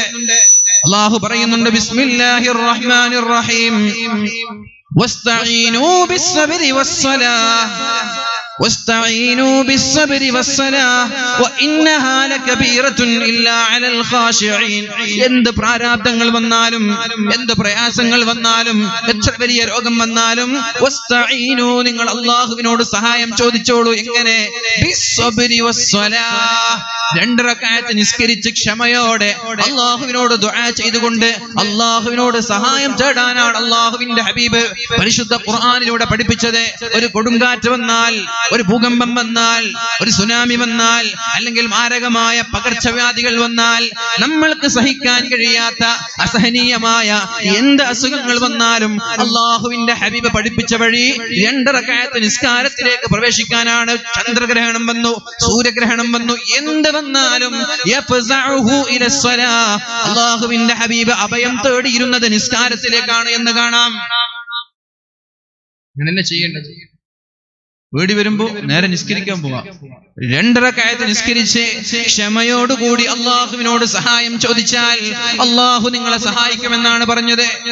കൊടുങ്കാറ്റുകൾ ആഞ്ഞടിച്ചു. ഒമാനിന്റെ സലാലയുടെ മേഖലകളിൽ ഒരുപാട് ആളുകൾ മരിച്ചുപോയി, ഒരുപാട് ബിസിനസ് സാമ്രാജ്യങ്ങൾ തകർന്ന് തരിപ്പണമായി. അതുപോലെ ഭൂകമ്പങ്ങളിലൂടെ, സുനാമികളിലൂടെ ഓരോ നാടുകളിൽ വ്യത്യസ്തമായ വർഷങ്ങളിൽ അപകടങ്ങൾ ഉണ്ടാകുമ്പോ, പ്രത്യേകിച്ച് നമ്മുടെ കോഴിക്കോട് ഭാഗത്ത് ബാധിച്ച പനി, ആ ഒരു വൈറസ് ബാധ, പകർച്ചവ്യാധികൾ എവിടെ ബാധിച്ചെന്ന് കേട്ടാലും നമ്മൾക്കുള്ള അഭയം നിസ്കാരമാണ്. ക്ഷമയോടുകൂടി അള്ളാഹുവിന്റെ പ്രതീക്ഷയോടുകൂടി 2 റക്അത്ത് അല്ലെങ്കിൽ എത്രയാണോ നിങ്ങൾക്ക് കഴിയുന്നത് അതിനനുസരിച്ച് നിസ്കരിച്ചിട്ട് വേണം നിങ്ങൾ അള്ളാഹുവിനോട് സഹായം ചോദിക്കാൻ. അള്ളാഹു നിങ്ങളെ സഹായിക്കുമെന്ന് അള്ളാഹു നമ്മോട് വാഗ്ദാനം നൽകുകയാണ്. പിന്നെ അല്ലാഹു പറയുന്നുണ്ട്, വലനബ്ലുവന്നകും ബിശൈഇൻ മിനൽ ഖൗഫി വൽ ജൂഇ വനഖ്സിൻ മിനൽ അംവാലി വൽ അൻഫുസി വസ്സമറാത്ത് വബശ്ശിരിസ് സാബിരീൻ. നിങ്ങൾക്ക് സാമ്പത്തികമായ പ്രശ്നങ്ങൾ ഉണ്ടാകുമെന്ന് അല്ലാഹു പഠിപ്പിച്ചിട്ടുണ്ട്. വലനബ്ലുവന്നകും ബിശൈഇൻ മിനൽ ഖൗഫി, നിങ്ങൾക്ക് അല്ലാഹു പേടി തരും, പേടിപ്പിക്കും നിങ്ങളെ. ഒന്നുകിൽ ശത്രുക്കളിലൂടെ പേടിപ്പിക്കും, അല്ലെങ്കിൽ മാരകമായ രോഗങ്ങൾ നൽകി പേടിപ്പിക്കും, അല്ലെങ്കിൽ അള്ളാഹുവിന്റെ പ്രകൃതിയുടെ ദുരന്തങ്ങളിലൂടെ നിങ്ങളെ പേടിപ്പിക്കും, മക്കളിലൂടെ പേടിപ്പിക്കും, ആക്സിഡന്റിലൂടെ പേടിപ്പിക്കും. അള്ളാഹു നിങ്ങളെ പേടിപ്പിക്കും, പേടിയിലൂടെ നിങ്ങളെ പരീക്ഷിക്കുമെന്നാണ് അള്ളാഹു പറഞ്ഞത്. പേടി വരുമ്പോ അള്ളാഹുവിന്റെ പരീക്ഷണം എന്നാണ് നമ്മൾ ആലോചിക്കേണ്ടത്. വലനബ്ലുവന്നകും ബിശൈഇൻ മിനൽ ഖൗഫി, പേടിയിലൂടെ, ഭയത്തിലൂടെ ഞാൻ നിങ്ങളെ പരീക്ഷിക്കുക തന്നെ ചെയ്യും. പട്ടിണിയിലൂടെ ഞാൻ നിങ്ങളെ പരീക്ഷിക്കുമെന്നും പറഞ്ഞു. പട്ടിണി ഉണ്ടാകും, ഒരുപക്ഷെ ഒരു നേരത്തെ വിശപ്പടക്കാൻ കഴിയാത്ത പ്രയാസങ്ങളും അല്ലാഹു നിങ്ങൾക്ക് തന്നേക്കാം. വലിയ വലിയ കോടീശ്വരന്മാരായി. ആ സമയം നാട്ടുകാരുടെ ഇഷ്ടപ്പെട്ട ചെറുപ്പക്കാരാണ്. എന്നാൽ അള്ളാഹുവിന്റെ പരീക്ഷണം എന്ന് പറഞ്ഞ് ഉമ്മയും ഉപ്പയും പിടിച്ചു നിന്നപ്പോഴാണ് തൊട്ടടുത്ത വർഷം ആക്സിഡന്റിലൂടെ അടുത്ത മകനെയും അള്ളാഹു കൊണ്ടുപോകുന്നത്. രണ്ടുപേരും നല്ല കല്ലുപോലെയുള്ള ചുറുചുറുക്കുള്ള ചെറുപ്പക്കാർ. നാട്ടുകാരുടെ ഇഷ്ടപാത്രമാണവർ. തെറ്റ് ചെയ്യാത്തവർ, നാട്ടിൽ മാന്യന്മാരായി നടന്നിരുന്നവർ, സംഘടനാ പ്രവർത്തനങ്ങളിൽ സജീവമായിരുന്നവർ. നാട്ടുകാരും മുഴുവനും ഒന്നടങ്കം കണ്ണീരൊലിപ്പിച്ചപ്പോ ആ ഉപ്പ നെഞ്ചുറപ്പോടെ നിന്നു. അള്ളാഹുവിന്റെ പരീക്ഷണമാണെന്ന് വിചാരിച്ച് അള്ളാഹു കബറിടം സ്വർഗീയമാകട്ടെ, അള്ളാഹു കബറിടം വെളിച്ചമാകട്ടെ. ഇതൊക്കെ അള്ളാഹുവിന്റെ പരീക്ഷണങ്ങളാണ്. ഇത്തരം സന്ദർഭങ്ങൾ നിങ്ങൾക്കുണ്ടാകും. ഉമ്മയെ നഷ്ടപ്പെടും, ഉപ്പയെ നഷ്ടപ്പെടും, മക്കളെ നഷ്ടപ്പെടും, ഭർത്താവിനെ നഷ്ടപ്പെടും, ഭാര്യയെ നഷ്ടപ്പെടും, സമ്പത്ത് നഷ്ടപ്പെടും, പേടിയുണ്ടാകും, പട്ടിണിയുണ്ടാകും. ഇതൊക്കെ ജീവിതത്തിൽ എഴുതി വെച്ച യാഥാർത്ഥ്യങ്ങളാണ്. ജീവിതം എന്ന് പറഞ്ഞാൽ ഇതാണ്. ഇന്ന മഅൽ ഉസ്രി യുസ്റാ. ഒരാൾക്കും ശാശ്വതമായ സന്തോഷമില്ല, ഒരാൾക്കും എറ്റേണലായ ആനന്ദമായ ദുഃഖവുമില്ല. അല്ലാഹു ആ പരീക്ഷണത്തെ തന്നെ തടഞ്ഞു വച്ചേക്കാം. അല്ലെങ്കിൽ ആ പരീക്ഷണങ്ങൾ പ്രയാസമില്ല, ശുദ്ധ ഇസ്ലാം നഷ്ടങ്ങൾ നൽകിയേക്കാം. അങ്ങനെയാണെങ്കിൽ നിനക്ക് സന്തോഷമുള്ള സമയങ്ങളിലും നീ ചോദിക്കണം, വൈ നീ എന്തുകൊണ്ട് എന്നെ മാത്രം സന്തോഷിപ്പിച്ചു എന്ന് ചോദിക്കണം. നിനക്ക് നിഅമത്ത് തന്നില്ലേ? അലി ബെനറ്റ് എന്ന് പറയുന്ന ചെറുപ്പക്കാരൻ മരിച്ചുപോയില്ലേ? കോടീശ്വരനാണ്. നിങ്ങളൊക്കെ കണ്ടിട്ടുണ്ടാവും വാട്സാപ്പിൽ സജീവമായ വീഡിയോവും അതുപോലെ തന്നെ ടെക്സ്റ്റ് മെസ്സേജുകളൊക്കെ. അലി ബെനറ്റ് എന്ന് പറയുന്ന നല്ലൊരു ചെറുപ്പക്കാരൻ, ഓസ്ട്രേലിയക്കാരൻ, കോടീശ്വരനാണ്. അഹങ്കരിച്ച് സമ്പത്തിൽ മതിമറന്ന് ആർഭാടത്തോടെ ജീവിച്ച ആ ചെറുപ്പക്കാരന് അല്ലാഹു ക്യാൻസർ നൽകി. ആ ക്യാൻസർ ജീവിതത്തിന്റെ ടേണിംഗ് പോയിന്റായി മാറി, വഴിത്തിരിവായി. അതോടുകൂടി ചെറുപ്പക്കാരൻ ജീവിതം പഠിച്ചു. പിന്നെ തന്റെ സമ്പാദ്യങ്ങൾ ദരിദ്ര രാജ്യങ്ങളിലെ പാവങ്ങൾക്ക് കൊണ്ടുപോയി വിതരണം ചെയ്തു. മരണത്തിന് മുമ്പ് അവസാനമായ ആ ചെറുപ്പക്കാരൻ പറഞ്ഞത്, എനിക്ക് അല്ലാഹു കോടിക്കണക്കിന് സമ്പാദ്യങ്ങൾ നൽകി, പക്ഷേ അതല്ല നിഅമത്ത്, അതല്ല അനുഗ്രഹം. ഞാനിപ്പോൾ ഏറ്റവും വലിയ അനുഗ്രഹം ഏതാണെന്ന് ഞാൻ തിരിച്ചറിയുകയാണ്. പരസഹായമില്ലാതെ ബാത്റൂമിൽ പോയി തിരിച്ചു വരണം, പരസഹായമില്ലാതെ എണീറ്റു നടക്കണം, പരസഹായമില്ലാതെ തിന്നണം. ഇതാണ് ഏറ്റവും വലിയ നിഅമത്ത്, അനുഗ്രഹം എന്ന് ഞാൻ ഇപ്പോൾ തിരിച്ചറിയുന്നു. കോടിക്കണക്കിന് സമ്പാദ്യങ്ങളല്ല നിഅമത്ത്. നമ്മൾ വിചാരിക്കും നമ്മൾക്കൊക്കെ ആഫിയത്തുണ്ട്, ഇതൊന്നും ഒരു നിഅമത്തല്ല അല്ലെ. പൈസ പഠിച്ചോൻ തന്നില്ല, അവർക്കൊക്കെ കൊടുത്തു, എനിക്കെന്താ തരാത്തത്? അങ്ങനെ ചിന്തിക്കുക. എനിക്ക് ആഫിയത്ത് തന്നില്ലേ, അതിനേക്കാളും വലിയ നിഅമത്തുണ്ടോ? കോടിക്കണക്കിന് സമ്പാദ്യങ്ങളുണ്ട്, നടക്കാൻ കഴിയുന്നില്ല, ഇരിക്കാൻ കഴിയുന്നില്ല, രോഗിയായി കിടക്കാൻ. എന്താണ് ആ നിഅമത്ത് കൊണ്ടു? എന്ത് കാര്യമാണ് ഇപ്പൊ നിഅമത്ത്? ഇതിനേക്കാളും ആഫിയത്തിനേക്കാളും വലിയൊരു നിഅമത്ത് ലോകത്ത് വേറെയില്ല. ചെറുപ്പക്കാരൻ സന്തോഷത്തോടെ പരിശുദ്ധ റമദാനിൽ മരിച്ചുപോയി. അത് അദ്ദേഹത്തിന് അല്ലാഹു നൽകിയ ഒരു ടേണിംഗ് പോയിന്റ് ആണ് ഈ അസുഖം എന്നുള്ളത്. എല്ലാം ഒരു സെക്കൻഡ് മതി ജീവിതം തകിടം പറയാൻ. നമ്മൾ വിചാരിച്ചതുപോലെ എപ്പോഴും ഇതേ അവസ്ഥ എന്ന് വിചാരിക്കണ്ട. ഇതേ ആരോഗ്യം എന്നുണ്ടാവും, ഇതേ സമ്പാദ്യം എന്നുണ്ടാവും. എപ്പൊ നാളെ ഏതവസ്ഥയിലേക്ക് നമ്മൾ മാറിയേക്കാം. പെരിന്തൽമണ്ണയിൽ ഒരു ചെറുപ്പക്കാരൻ ഒരു നോമ്പ് തുറക്ക് പോയപ്പോ ഇവിടെ ഉണ്ടായി ക്യാൻസർ ബാധിച്ച് തേർഡ് സ്റ്റേജിലെത്തിയ ഒരു പേഷ്യന്റ്. മദ്രാസിലാണ് ചികിത്സിച്ചത്. ഡോക്ടർമാർ കൈയൊഴിഞ്ഞു, ഇനി ശിഫയില്ല, ഇനി ട്രീറ്റ്മെന്റ് ഇല്ല, പോയിക്കോ എന്ന് പറഞ്ഞു വിട്ടയച്ച ചെറുപ്പക്കാരൻ. അത്ഭുതകരമായ ശിഫ അല്ലാഹു നൽകിയത് അദ്ദേഹം നൽകിയ സ്വതക്കയാണ്. ഇന്ന് ചെറുപ്പക്കാരൻ ഒരു മരുന്നില്ലാതെ, ഒരു അസുഖവുമില്ലാതെ സുന്ദരനായി, സുമുഖനായി, വളരെ സന്തോഷത്തോടെ ജീവിച്ചുകൊണ്ടിരിക്കുകയാണ്. ഡോക്ടർമാർ തേർഡ് സ്റ്റേജിൽ നിന്ന് ഇനി ട്രീറ്റ്മെന്റ് ഇല്ല എന്ന് പറഞ്ഞ് തിരിച്ചയച്ച ഡോക്ടർമാർ ആ ചെറുപ്പക്കാരൻ നിന്ന് വളരെ ആഫിയത്തോടെ ജീവിക്കുകയാണ്. അതിന്റെ പിന്നിലുള്ള രഹസ്യം, ഡോക്ടർമാർ കൈയൊഴിഞ്ഞപ്പോ അനുജന്മാരും കുടുംബക്കാരൊക്കെ ഇതുപോലെ നടക്കുന്ന വഅദിന്റെ സദസ്സിലേക്ക് പോയി 5000ങ്ങളും 6000ങ്ങളും സ്വതക്ക ചെയ്യിപ്പിച്ചു, ഉസ്താദുമാരോട് ദുആ ചെയ്യിപ്പിച്ചു. ഇന്ന് ജീവിച്ചിരിക്കുന്ന ചെറുപ്പക്കാരനെ പോയിട്ട് ചോദിച്ചാൽ മതി. പെരിന്തൽമണ്ണയിൽ കല്യാണം കഴിഞ്ഞിട്ട് 5 വർഷമായി. അല്ലാഹു സാലിഹീങ്ങളായ മക്കളെ കൊടുക്കട്ടെ. ഇതുവരെ കീമിയോ അസുഖങ്ങൾ ട്രീറ്റ്മെന്റ് കാരണം കുട്ടികളായിട്ടില്ല. അല്ലാഹു കുട്ടികളെ കൊടുക്കട്ടെ. ചോദിച്ചാൽ മതി.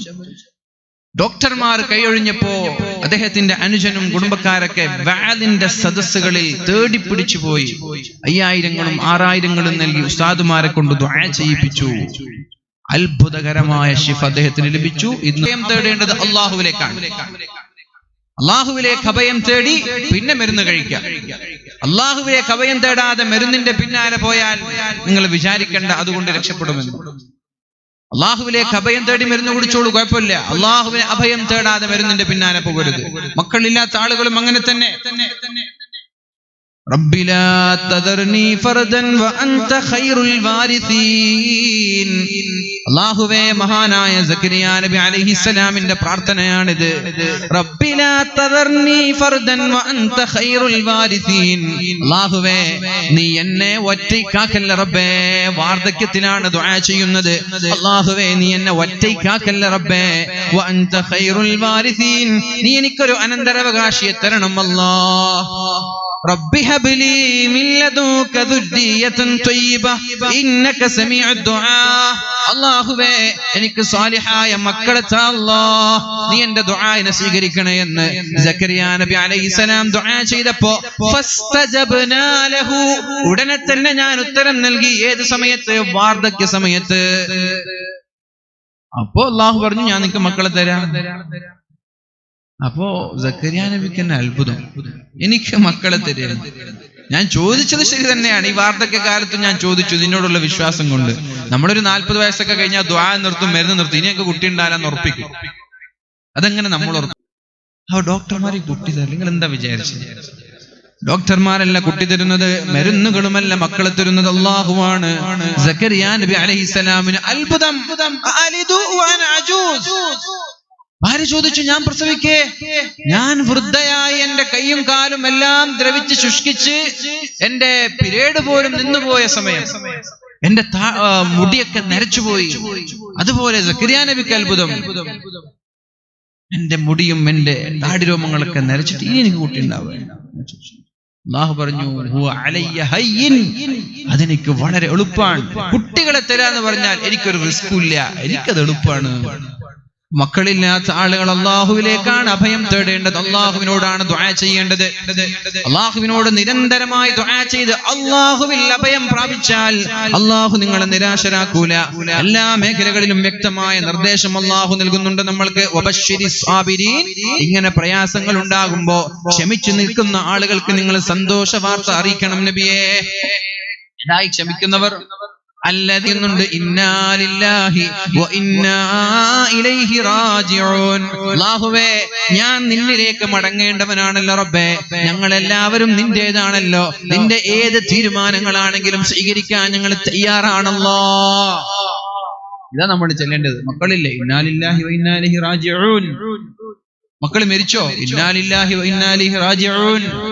അസുഖങ്ങളുണ്ടായി, കടങ്ങളുണ്ടായി, പ്രാരാബ്ദങ്ങളുണ്ടായി, കച്ചവടം പൂട്ടി, വീട് തകർന്നു, അപകടം, ആക്സിഡന്റ്, എന്തായാലും ഇന്നാ ലില്ലാഹി വ ഇന്നാ ഇലൈഹി റാജിഊൻ.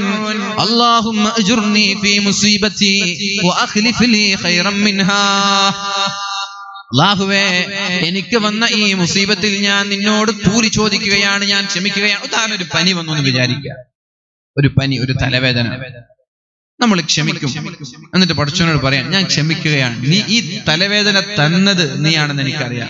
ഞാൻ ക്ഷമിക്കുകയാണ്, എനിക്ക് കൂലി തരണം. ഇതിനേക്കാളും നല്ല ഒരവസ്ഥ എനിക്ക് നീ തരണേ അല്ലാ. അഥവാ എന്റെ അസുഖം മാറ്റി എനിക്ക് നീ സുഖം തരണേ അല്ലാ. അപകടങ്ങൾ ഉണ്ടാകുമ്പോ ഇത് ചൊല്ലിയ ഒരാൾക്ക് അല്ലാഹു അതിനേക്കാളും നല്ല ഒരു സന്തോഷം നൽകുമെന്ന് മുഹമ്മദുർ റസൂലുള്ളാഹ്. മക്കളെ മരിച്ചുപോയി. അൽഹംദുലില്ലാഹ്. ഇന്നാ ലില്ലാഹി വ ഇന്നാ ഇലൈഹി റാജിഊൻ. അല്ലാഹുമ്മ അജ്ർനി ഫീ മുസീബതി വ അഖ്ലിഫ് ലീ ഖൈറൻ മിൻഹാ. അല്ലാഹുവേ, എന്റെ പൊന്നുമോൻ മരിച്ചിരിക്കുകയാണ്, ഞാൻ നിനക്ക് വേണ്ടി ക്ഷമിക്കുകയാണ്. ഇതിനേക്കാളും നല്ലൊരു പകരം നീ എനിക്ക് താ അല്ലാഹ്. അല്ലാഹു ആ മക്കളെക്കാളും നല്ലൊരു മകനെ അവന് നൽകും. ഇനി മക്കളൊന്നും കൊടുത്തില്ലേ, ഉള്ള മക്കളെ അല്ലാഹുവിന്റെ കൺകുളിർമയുള്ള മക്കളാക്കി പഠിച്ചു മാറ്റും. ഭാര്യ മരിച്ചു, ഭർത്താവ് മരിച്ച സമയങ്ങളിൽ അല്ലാഹുവേ, എന്റെ ഭർത്താവ് മരിച്ചു, നല്ലൊരു പകരം എനിക്ക് തരണേ. ലില്ലാഹി വ ഇന്നാ ഇലൈഹി റാജിഊൻ. അല്ലാഹുവേ, അപകടങ്ങൾ പെട്ടിരിക്കുകയാണ്, എന്റെ കട പൂട്ടിയിരിക്കുകയാണ്, ഞാൻ ക്ഷമിക്കുകയാണ്, എനിക്ക് ഇതിനേക്കാളും നല്ലൊരു പകരം നീ തരണേ അല്ലാഹ്. അല്ലാഹു ഇതിനേക്കാളും നല്ലൊരു കട വേറെ തരും. ആക്സിഡന്റിൽ പെട്ടു, വണ്ടി ആക്സിഡന്റിൽ പെട്ടു, ഇന്നാ ലില്ലാഹി വ ഇന്നാ ഇലൈഹി റാജിഊൻ. അല്ലാഹുവേ, എന്റെ വാഹനം അപകടത്തിൽപ്പെട്ടിരിക്കുകയാണ്, ഞാൻ ക്ഷമിക്കുകയാണ്, ഇതിനേക്കാളും നല്ലതൊരു പകരം എനിക്ക് തരണേ എന്ന് പറഞ്ഞാൽ അതിനേക്കാളും നല്ല വണ്ടിയും പഠിച്ചോൻ തരും. ദിക്റിൽ ജീവിക്കുമ്പോ ഇങ്ങനെയാണ് മനുഷ്യന്. ദിക്റിൽ ജീവിച്ച അവന് അള്ളാഹു തിരിച്ചു നൽകുന്നത് ഈ ഒരു രീതിയിലാണ്. ഇന്നാ ലില്ലാഹി വ ഇന്നാ ഇലൈഹി റാജിഊൻ അല്ലാഹുമ്മ അജ്ർനി ഫീ മുസീബതി വ അഖ്ലിഫ് ലീ ഖൈറൻ മിന്നാ. എസ്എൽസി തോറ്റുപോയി, വിഷമിക്കണ്ട, നിരന്തരമായി ചെല്ല്. അടുത്ത എക്സാമിൽ നല്ല A+ഓടെ വിജയിക്കാൻ കഴിയും. പഠിക്കണം, വെറുതെ ഇത് ചെല്ലാനൊന്നും വിജയിക്കില്ലേ. അങ്ങനെ എന്തെങ്കിലും നഷ്ടങ്ങൾ ഉണ്ടാകുമ്പോൾ ഇത് ചെല്ലിയാൽ അള്ളാഹു നിങ്ങൾക്ക് നല്ലൊരു പകരം തരുമെന്നതിൽ സംശയമില്ല. പിന്നെ അള്ളാഹു നമ്മുടെ ചെലവഴിക്കുന്ന മേഖലകളിലേക്ക് അള്ളാഹു തിരികെയാണ്. വലാ തജ്അൽ യദക മഗ്ലൂലതൻ ഇലാ ഉനുഖിക വലാ തബ്സുത്ഹാ കുല്ലൽ ബസ്തി ഫതഖഉദ മലൂമൻ മഹ്സൂറാ. അല്ലാഹു പറയുന്നുണ്ട്, വലാ തജ്അൽ യദക മഗ്ലൂലതൻ ഇലാ ഉനുഖിക. കൈ ഇങ്ങനെ കെട്ടി നിൽക്കല്ല. ആര് ചോദിച്ചാലും ഞാൻ കൊടുക്കൂല, അങ്ങനെ വാശി പിടിക്കണ്ട. കൈ ഇങ്ങനെ ലാ തജ്അൽ യദക മഗ്ലൂലതൻ ഇലാ ഉനുഖിക. കൈ ഇങ്ങനെ കഴുത്തിൽ കെട്ടിയതുപോലെ ഇരിക്കണ്ട. പൈസ ചോദിച്ചാൽ കൊടുക്ക, പിശുക്കാക്കണ്ട എന്നതിന്റെ അർത്ഥം. ചെലവഴിക്കുന്നതിൽ പിശുക്ക് കാണിക്കണ്ട. പൈസ ഉണ്ടോ ഇല്ലെന്നൊന്നും നോക്കണ്ട, കൊടുക്ക.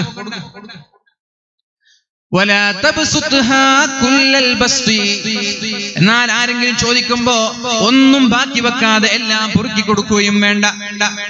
മക്കൾക്കൊന്നും ബാക്കിയില്ല. മക്കള് മരണശേഷമുള്ള മക്കളുടെ കാര്യമൊന്നുമല്ല, അത് പഠിച്ചോ നോക്കി. ഉച്ചക്കത്തെ ഭക്ഷണമില്ലാതെ കൊടുക്കണ്ട, എല്ലാം പൊറുക്കി കൊടുത്ത് ഉച്ചക്ക് ഭക്ഷണമില്ല. അത് അബൂബക്കർ സിദ്ദീഖ് തങ്ങളെ പോലെയുള്ള ഈമാനുള്ള ആളുകൾക്കൊക്കെ, തവക്കുലും ഈമാനുള്ള ആളുകൾക്കൊക്കെ നമ്മൾക്കത് പറ്റൂല. നമ്മൾ മനസ്സിലാക്കണം. നിങ്ങൾ കൊടുക്കൂല, അത് വേറെ വിഷയമാണ്. ഇന്നിപ്പോ ആരെങ്കിലും കൊടുക്കൂല, അത് വേറെ വിഷയമാണ്. സിദ്ദീഖ് തങ്ങളൊക്കെ കൊടുത്തത് അങ്ങനെയാണ്. ഉച്ചയ്ക്കുള്ള ഭക്ഷണത്തിനില്ലാതെയാണ് രാവിലെ നാസ്ത കഴിഞ്ഞിട്ട് കൊടുത്തത്. നാസ്ത കഴിഞ്ഞിട്ട് എല്ലാം കൊണ്ടുപോയിട്ട് കൊടുത്തു. ഉച്ചക്ക് എന്താണ് സിദ്ദീഖ്? ഭാര്യയ്ക്ക് മക്കൾക്കുണ്ടോ? ഇല്ല നബിയെ, ഞാൻ അള്ളാഹുവിനെയും പഠിച്ചവനും തവക്കുലാക്കിയിട്ടാണ് കൊടുത്തത്. അവർക്ക് ആ തവക്കുൽ ഊർജ്ജസ്വലതയുള്ള തവക്കുലായതുകൊണ്ട് ഉച്ചഭക്ഷണത്തിന്റെ സമയം അല്ലെങ്കിൽ പട്ടിണി വിശപ്പിന്റെ സമയം ആകുമ്പോഴേക്കും ഏതെങ്കിലും ഒരു വഴിയിലൂടെ പഠിച്ചവൻ അവരെ സഹായിക്കും. നമ്മൾക്ക് ആ ഒരു തവക്കുലിന്റെ പൂർണ്ണമായ വിശ്വാസം നമ്മൾക്കില്ല എന്നുള്ളതും, അങ്ങനെ ഊർജ്ജസ്വലമായ ഒരു വിശ്വാസമില്ലാത്തത് കൊണ്ട് നിങ്ങൾ എന്ത് ചെയ്യണ്ട,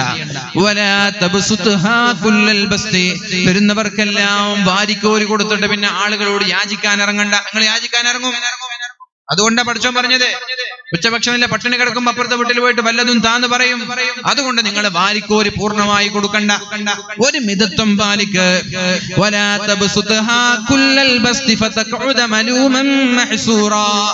അങ്ങനെ എല്ലാം വാരിക്കോരി കൊടുത്താൽ നീ പിന്നെ ഖേദിച്ചിരിക്കേണ്ടി വരും. ആളുകളൊക്കെ നിന്നെ ശപിക്കാൻ തുടങ്ങും, ആളുകളൊക്കെ നിന്നെ ആക്ഷേപിക്കാൻ തുടങ്ങും. നീ ഒരു ഖേദിച്ചുകൊണ്ട് ആളുകൾക്കിടയിൽ ഇറങ്ങേണ്ടി വരും. അതുകൊണ്ട് തീരെ കൊടുക്കാതെ പിശുക്കി വെക്കുകയോ മുഴുവനും കൊടുത്ത് മറ്റുള്ളവരുടെ മുമ്പിൽ യാചിക്കേണ്ട ഒരു അവസ്ഥയോ നിങ്ങൾ ഉണ്ടാക്കരുത്. അതിന്റെ മധ്യത്തിലാണ് നിങ്ങൾ ഉണ്ടാവേണ്ടത്. കടം കൊണ്ട് നാറാണ്. അവിടെ കടം കൊടുക്കാനുണ്ട്, ഇവിടെയുണ്ട് 10,000, 15,000, ലക്ഷങ്ങളൊക്കെ ഉണ്ട്. അതിനിടയിൽ ആരെങ്കിലും എന്തെങ്കിലും പിരിവിന് വന്ന 10,000 എടുത്തു കൊടുക്കുക. ആദ്യം നിന്റെ കടം കൊടുത്തു വിട്ട് എന്നിട്ട് മതി 10,000 കൊടുക്കുക. അങ്ങനെ അതിന്റെ ആശയം.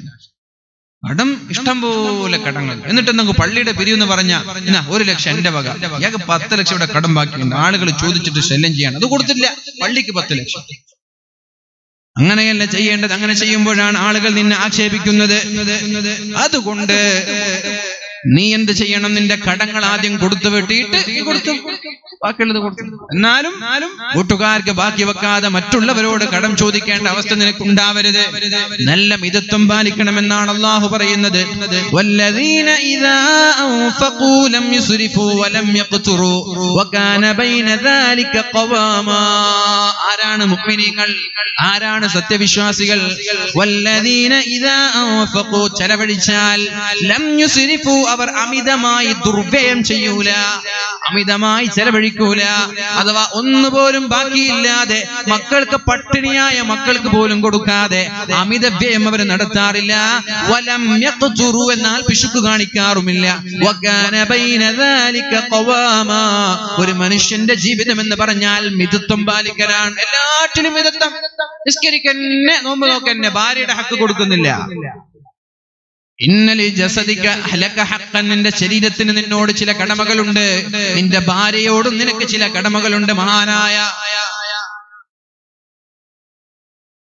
മഹാനായ ഒരു സഹാബി പരിശുദ്ധ റസൂലുള്ളാഹി സ്വല്ലല്ലാഹു അലൈഹി വസല്ലമ തങ്ങളുടെ അടുത്തേക്ക് ഒരു സ്വഹാബിയുടെ ഭാര്യ കടന്നു വന്നിട്ട് നബി മഹദിയായ ആയിഷ ബിബി കണ്ടു. എന്തേ നിങ്ങളെ കോലാകെ മാറിപ്പോയിട്ടുണ്ടല്ലോ, നിങ്ങളെ കോലാകെ മാറിയിട്ടുണ്ട്, പഴയകാല സൗന്ദര്യമൊന്നും ഇല്ലല്ലോ, ഒരു ചീഞ്ഞ കുപ്പായം, തേക്കാത്തൊരു കുപ്പായം, എന്തെങ്കിലൊന്ന് വൃത്തിയിൽ നടന്നാല്. ഉസ്മാൻ ഇബ്നു മൽഊൻ എന്ന് പറയുന്ന സ്വഹാബിയുടെ ഭാര്യ എന്തെങ്കിലൊന്ന് വൃത്തിയിൽ നടന്നാലും പറഞ്ഞു, എന്റെ ഭർത്താവിന് എന്നെ ആവശ്യമില്ല, രാത്രി ആയാലും ഫുള്ള് നിസ്കാരം, രാവിലെ ആയാലും ഫുള്ള് നോമ്പ്, പിന്നെ ഞാൻ ആർക്കാ ഈ കുപ്പായിടുണ്ടത്?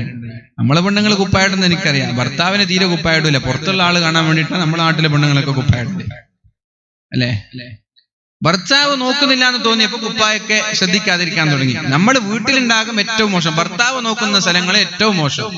ഇനി പീടിയൊക്കെ ഷോപ്പിങ്ങിന് പോവാണ്, ടെക്സ്റ്റൈൽസിലേക്ക് പോവാണ്, യാ അല്ലാഹ് എന്തോ ഒരു സൗന്ദര്യം, നല്ല കുപ്പായിട്ട് പുട്ടിയടിച്ച് പുറത്തിറങ്ങി. എന്തിനാ ഇപ്പൊ ഭർത്താവ് കാണുന്നുണ്ടെങ്കിൽ വീട്ടിലല്ലേ സൗന്ദര്യം ഉണ്ടാക്കേണ്ടത്? അങ്ങാടിയിലേക്ക് പോകുമ്പോൾ എന്തിനാ ടെക്സ്റ്റൈൽസിൽ സെയിൽസ്മാൻമാർ കാണാനാണ്, സ്കൂളിലേക്ക് പോകുമ്പോൾ എന്തിനാ മുഞ്ചായിട്ട് പോകുന്നത്? സ്കൂളിലുള്ള കുട്ടികൾ കാണാനാണ്, പോകുന്ന വഴിയിലുള്ള വഴിപ്പോക്കന്മാർ കാണാൻ, അത് തന്നെയാണ്. വേറെന്താ? കല്യാണത്തിന് പോകുമ്പോൾ മാത്രം എന്തോ ഒരു സൗന്ദര്യം, അവിടെ ആൾക്കാർ കാണാനാണ്. എന്നാ വീട്ടിൽ എന്താ സൗന്ദര്യത്തിൽ നിൽക്കാത്തത്? ഭർത്താവ് അതിപ്പം കാണുന്നതല്ലേ, കണ്ടാലെന്ത് കണ്ടില്ലെങ്കിലും അങ്ങനെയാ. അതല്ല മുഅ്മിനീങ്ങൾ, അങ്ങനെയല്ല ചെയ്യുന്നത്. തന്റെ ഭർത്താവ് തന്നെ ശ്രദ്ധിക്കുന്നില്ല എന്ന് കണ്ടപ്പോ മറ്റുള്ളവരെ ആകർഷിക്കാനല്ല ഇറങ്ങിയത്. കുപ്പായൊക്കെ മാറ്റി പിന്നെ ഒരു അയഞ്ഞ കുപ്പായ, ഒരു വൃത്തിയൊന്നുമില്ല നടക്കാൻ പറ്റും. എന്റെ ഭർത്താവിന് എന്നെ ആവശ്യമില്ല, രാത്രി നിസ്കാരം, പിന്നെ എന്തിനാ ഞാനെന്തിനാ രാവിലെ മുഴുവൻ നോമ്പ്, എന്നെ മൈൻഡ് ചെയ്യാറില്ല. ഇത് നബി തങ്ങൾക്ക് ഇഷ്ടപ്പെട്ടില്ല. വിളിച്ചു, ഉസ്മാൻ ഇങ്ങോട്ട് വാ, നിന്റെ ഭാര്യയ്ക്ക് നിന്നോട് ചില കടമകളുണ്ട്, നിന്റെ ഭാര്യയോട് നിനക്ക് ചില കടമകളുണ്ട്, നിന്റെ ശരീരത്തോടും നിനക്ക് ചില കടമകളുണ്ട്. ഭക്ഷണം കഴിക്കുക, നോമ്പ് നോക്കുക, എപ്പോഴും നോമ്പ് നോക്കണ്ട, എപ്പോഴും നിസ്കരിക്കണ്ട, ഭാര്യയുടെ കൂടെ കിടപ്പറ പങ്കിട്, എന്നിട്ട് നിസ്കരിച്ചാൽ മതി.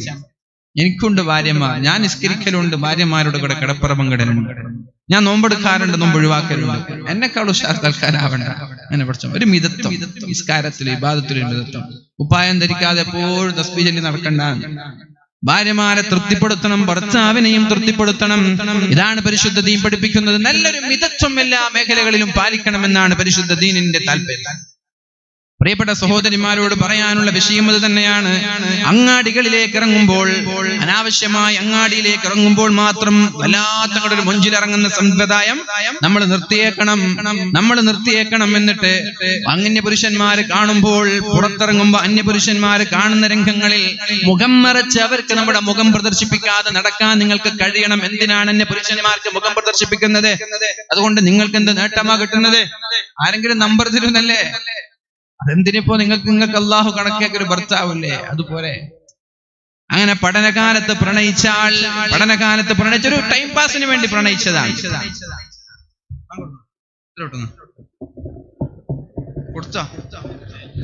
പഠനകാലത്തൊരു ടൈം പാസിന് വേണ്ടി പ്രണയിച്ചാണ്. പിന്നെ അങ്ങനെ കല്യാണത്തിന്റെ പ്രായമായപ്പോ, കല്യാണത്തിന്റെ സമയമായപ്പോ നല്ലൊരു വരനെ കിട്ടി, എൻഗേജ്മെന്റ് കഴിഞ്ഞു. എന്റെ ഭർത്താവുമായിട്ട് സംസാരിച്ച് കല്യാണമൊന്നും നടന്നിട്ടില്ല. അതിനിടയിലാണ് പഴയ കാമുകൻ തന്റെ കൂടെയുള്ള ഫോട്ടോ എടുത്ത് പുതിയ വരന് കൊണ്ടുപോയി കാണിച്ചു കൊടുക്കുന്നത്. ഇതാ നിങ്ങളെ കെട്ടാൻ പോകുന്ന പെണ്ണാണ്, അത് എന്റേതാണ്, ഞാൻ അവള് കുറെ പ്രണയിച്ചതാണ്, ഞങ്ങൾ രണ്ടുപേരും കൂടെ കറങ്ങിയതാണ്. എന്തായി? നല്ല ഭർത്താവ്. ഇങ്ങനെയൊക്കെ ആയിരുന്നു നീ ഒഴിവാക്കി. ടൈം പാസിന് വേണ്ടി പ്രണയിച്ചാൽ പഠിച്ചോൻ കൊടുക്കുന്ന ശിക്ഷയാണ്. ടൈം പാസിന് വേണ്ടി പ്രണയിച്ചു, പഠിച്ചോൻ ശിക്ഷിച്ചു. അതുകൊണ്ട് എന്റെ പ്രിയപ്പെട്ട സഹോദരങ്ങളോട് പറയാനുള്ളത്, നിങ്ങൾ ടൈം പാസിന് വേണ്ടിയിട്ടാണ്, അല്ലെങ്കിൽ നിങ്ങളുടെ എന്തുമാവട്ടെ, അന്യപുരുഷന്മാർക്ക് മുമ്പിൽ മുഖം പ്രദർശിപ്പിക്കാതെ നിങ്ങളുടെ സൗന്ദര്യം നിങ്ങളുടെ ഭർത്താവിന് അവകാശപ്പെട്ടതാണ് എന്നുള്ള ബോധത്തോടെ പുറത്തിറങ്ങണം. അഥവാ മുഖം മറിച്ചിട്ട് പുറത്തിറങ്ങിക്കൂടെ? പ്രത്യേകിച്ച് ഈ പരിശുദ്ധമായ റമദാനിലെങ്കിലും ഇതൊക്കെ അള്ളാഹു നൽകുന്ന നിർദ്ദേശമാണ്. ഓ സത്യവിശ്വാസികളെ, ലാ തദ്ഖുലൂ ബുയൂതൻ ഗൈറ ബുയൂതികും, നിങ്ങൾ നിങ്ങളുടേതല്ലാതെ മറ്റൊരു വീട്ടിലേക്ക് പോകുമ്പോൾ കയറാൻ പാടില്ല. ഹത്താ തസ്തഅനിസു വതുസല്ലിമു അലാ അഹ്ലിഹാ, വീട്ടുകാരോട് സലാം പറഞ്ഞ് സമ്മതം ചോദിക്കാതെ കയറാൻ പാടില്ല. നമ്മളുടേതല്ലാതെ മറ്റൊരാളുടെ വീട്ടിലേക്ക് പോവാണ്. ജ്യേഷ്ഠന്റെ വീട്, അനുജന്റെ വീട്, ആരുടേതായിക്കോട്ടെ, നമ്മുടെ വീടല്ല. അങ്ങനെ പോകുമ്പോ കോളിംഗ് ബെല്ലടിച്ച് സമ്മതം ചോദിക്കണം, സലാം പറഞ്ഞ് സമ്മതം ചോദിക്കണം. അവരുടെ സമ്മതം കിട്ടിയാൽ മാത്രമേ അകത്തേക്ക് പോകാൻ പാടുള്ളൂ. തുറക്കപ്പെട്ട വാതിലായിരിക്കാം, അകത്തേക്ക് കയറരുത്. പുറത്തുനിന്ന് സലാം പറഞ്ഞാൽ കേൾക്കൂലല്ലോ. അതുകൊണ്ട് കോളിംഗ് ബെല്ലടിച്ചിട്ട് പുറത്തു നിൽക്കണം. ആരും വരുന്നില്ല എന്നാ പിന്നെ കയറാനാണോ? അല്ല. രണ്ടാമതും കോളിംഗ് ബെല്ലടിക്കണം, ആരും വരുന്നില്ല, ഡോറൊക്കെ തുറക്കപ്പെട്ട് കിടക്കുകയാണ്. മൂന്നാമതും ബെല്ലടിക്കണം, എന്നിട്ടും ആരും വരുന്നില്ലെങ്കിൽ നേരെ തിരിച്ച് വന്ന സ്ഥലത്തേക്ക് തന്നെ തിരിച്ചു പോകണം. അല്ലാതെ വീടിന്റെ അകത്തളങ്ങളിലേക്ക് എത്തി നോക്കുകയോ അകത്തളങ്ങളിലേക്ക് കയറുകയോ ചെയ്യരുത് എന്ന് അല്ലാഹുവിന്റെ ഹബീബ് വ്യക്തമായ നിർദ്ദേശം നൽകുകയാണ്. നബി തങ്ങളുടെ വീടിന്റെ വിടവിലൂടെ ഒരാൾ ഇങ്ങനെ നോക്കിയപ്പോ നബി തങ്ങളത് കാണുകയുണ്ടായി. ഇട്ട വസ്ത്രം ധരിച്ച് ഓടി വന്നിട്ട് നബി തങ്ങൾ പറഞ്ഞു, ഞാൻ നിന്റെ കണ്ണ് പൊട്ടിക്കുമായിരുന്നു എന്ന്. വീടിന്റെ മറ്റുള്ള ഒരാളുടെ വീട് ഇങ്ങനെ എത്തി നോക്കുക, ജനൽപാളിയിലൂടെ നോക്കുക, കിച്ചണിലൂടെ വന്ന് നോക്കുക. അങ്ങനെ നോക്കുമ്പോ ഒരുപക്ഷേ നമ്മൾ കാണാൻ പാടില്ലാത്ത സ്ത്രീകൾ ഔറത്ത് മറക്കാതെ അവിടെ ഉണ്ടാവൂല, തലമറക്കാതെ, കൈമറക്കാതെ, മുഖം മറക്കാതെ നമ്മൾ കാണാൻ പാടില്ലാത്ത അന്യരായ സ്ത്രീകളെ നമ്മൾ കാണാൻ സാധ്യതയുണ്ട്. കാണാൻ പാടില്ലാത്ത സാഹചര്യങ്ങളിൽ കാണാനിടയുണ്ട്. മര്യാദക്ക് വസ്ത്രം പോലും ധരിക്കാതെ ആയിരിക്കും പലരും വീട്ടിലുണ്ടാവുക. അങ്ങനെ ഒരു സാഹചര്യത്തിലേക്ക് നമ്മൾ കയറി ഇറങ്ങുമ്പോ ഒരുപക്ഷേ അങ്ങനെയുള്ള സാഹചര്യങ്ങളിൽ ഫിത്നയുടെ സാധ്യത കൂടുതലാണ്. അതുകൊണ്ട് വീടിന്റെ അകത്തളങ്ങളിലേക്ക് കയറുമ്പോ 3 വട്ടം ബെല്ലടിച്ചിട്ട് തന്നെ ഡോറിന്റെ മുമ്പിൽ ഇങ്ങനെ നിൽക്കരുതെന്ന. കോളിംഗ് ബെല്ലടിച്ചാൽ ഡോറിന്റെ മുമ്പിൽ ഇങ്ങനെ നിൽക്കരുത് തുറക്കുന്നവരെ. ഇത് ഡോറാണെങ്കിൽ അങ്ങോട്ട് തിരിഞ്ഞിരിക്കണം. കോളിംഗ് ബെല്ലടിച്ച് അങ്ങോട്ട് തിരിയണം. തുറക്കുന്നില്ലെങ്കിൽ രണ്ടാമതും കോളിംഗ് ബെല്ലടിക്കണം, എന്നിട്ട് അങ്ങോട്ട് തിരിയണം. മൂന്നാമതും ബെല്ലടിക്കണം, അങ്ങോട്ട് തിരിയണം. അല്ലാതെ ഡോറിന് മുഖാമുഖമായി നിൽക്കരുത്. കാരണം എന്തേ? ആ വീട്ടിൽ പുരുഷന്മാരിൽ ഒരു പെണ്ണാണ് ഡോർ തുറക്കുന്നതെങ്കിൽ നിന്റെ മുഖം പെണ്ണിനും പെണ്ണിന്റെ മുഖം നിനക്കും കാണാൻ സാധ്യതയുണ്ട്. ഒറ്റപ്പെട്ട ചില സാഹചര്യങ്ങളിൽ അത്തരം ചില സാഹചര്യങ്ങളിൽ ഹറാമ് സംഭവിക്കാനുള്ള സാധ്യതയുണ്ട്. അതുകൊണ്ട് മുഖം തിരിഞ്ഞു നിന്നാൽ വീട്ടിൽ നിന്ന് ഡോർ തുറക്കുന്ന പെണ്ണിനറിയാൻ അല്പം ഈമാനുള്ളവരാണ് എന്ന്. പെണ്ണ് പറയും, ഇവിടെ ആളില്ലാൽ അവിടെ ഹറാമ് നടക്കാനുള്ള സാധ്യതയുണ്ട്. അതുകൊണ്ടാണ് പെണ്ണുങ്ങളോട് പറഞ്ഞത് അന്യ പുരുഷന്മാർക്ക് കാണാൻ അവസരം നൽകാതെ മുഖം മറച്ചു നടക്കണമെന്ന് പറഞ്ഞത്. അതുകൊണ്ടാണ് ഒരു പെണ്ണിന് അങ്ങോട്ട് താല്പര്യമുണ്ടായാൽ ഒരു പക്ഷെ അവിടെ ഹറാമ് നടക്കാൻ സാധ്യതയില്ല. അങ്ങോട്ട് പോയി ബലാത്കാരമായി ബലമായി പീഡിപ്പിക്കാനുള്ള സാധ്യതകളില്ല. എന്നാൽ ഒരു പുരുഷന് ഒരു പെണ്ണിനെ കാണുകയും മനസ്സിൽ വികാരം വരികയും ആകൃഷ്ടനാവുകയും ചെയ്താൽ കടന്നു പിടിക്കാനുള്ള സാധ്യതകൾ ഉള്ളത് കൊണ്ട് തന്നെ മുഖം മറച്ചിട്ട് വേണം പെണ്ണെ നീ പുറത്തിറങ്ങാനെന്ന് വളരെ വ്യക്തമായ മാർഗനിർദ്ദേശമാണ് പരിശുദ്ധ ഖുർആൻ നമ്മൾക്ക് പഠിപ്പിച്ചു തരുന്നത്. കല്യാണം വിളിക്കാൻ പോയാല് അവിടെ സലാം പറഞ്ഞ് ആരും ഡോർ തുറക്കുന്നില്ല. പിന്നെയും ബെല്ലടിച്ചു, ആരും തുറക്കുന്നില്ല. മൂന്നാമതും മൂന്നാമതും ബെല്ലടിച്ചു. പഠിച്ചോൻ ഇനിയിപ്പോ ഒരു 50 കിലോമീറ്റർ ഇനിയും വരണ്ടേ, അതുകൊണ്ടൊന്ന് കിച്ചണിലൊക്കെ ഇങ്ങനെ പോയി കിച്ചണിലുണ്ടോ ജനലിലുണ്ടോ എത്തി നോക്കണ്ട, കത്തവിടെ വെച്ചോ നീ പോയി. ഇങ്ങനെ എല്ലാ മേഖലകളിലും അല്ലാഹു വളരെ വ്യക്തമായിട്ടുള്ള നിർദ്ദേശങ്ങൾ നമ്മൾക്ക് നൽകുന്നുണ്ട്. പിന്നെ അല്ലാഹു പറയുന്നത് ذَلِكُمْ خَيْرٌ لَكُمْ لَعَلَّكُمْ تَذَكَّرُونَ. നിങ്ങൾക്ക് അതാണ് ഏറ്റവും നല്ലത്. فَإِلَّمْ تَجِدُوا فِيهَا أَحَدًا. അവിടെ നിങ്ങൾക്ക് ഒരാളെയും ആ വീട്ടിൽ കണ്ടെത്തിയില്ല. കോളിംഗ് ബെല്ലടിച്ചു സലാം പറഞ്ഞു ഒരാളില്ല എങ്കിൽ ഫലാ തദ്ഖുലൂഹാ, അതിന്റെ അകത്തളങ്ങളിൽ കയറാതെ ഹത്താ യുഅ്ദന ലക്കും, സമ്മതം കിട്ടാതെ അകത്തേക്ക് കയറരുത്. വല്ലാഹു വഇൻ ഖീല ലക്കും ഇർജിഉ ഫർജിഉ. ഇനി വീട്ടിൽ നിന്ന് ഇവിടെ ആണുങ്ങളില്ല എന്ന വാക്ക് കേട്ടാൽ പിന്നെ തിരിച്ചു പോയിക്കൊള്ളണം. ഇവിടെ ആണുങ്ങളില്ല, പിരിവിന് പോയതാണ്. ആണുങ്ങളില്ല എന്ന് പറഞ്ഞാൽ പിന്നെ തിരിച്ചു പോകണം. അല്ലാതെ ആണുങ്ങളില്ല എന്ന് പറയുമ്പോൾ ഞങ്ങൾ ഇന്ന് കോഴിക്കോട് നിന്നാലിന്ന സ്ഥാപനത്തിൽ നിന്ന് വന്നതാണ്, പിരിവ് തരണം എന്നല്ല പറയേണ്ടത്. തിരിച്ചു പോകണം ആണുങ്ങളില്ല. അങ്ങനെ വീട്ടിലേക്ക് വന്നു, ഇവിടെ ആണുങ്ങളില്ല അഥവാ തിരിച്ചു പോകണമെന്ന അർത്ഥമാണ് ആണുങ്ങളില്ല എന്ന് പറഞ്ഞതിന്റെ താല്പര്യം. അതാണ് തിരിച്ചു പോയിക്കോണം. അതാണ് നിങ്ങൾക്ക് ഏറ്റവും നല്ലത്.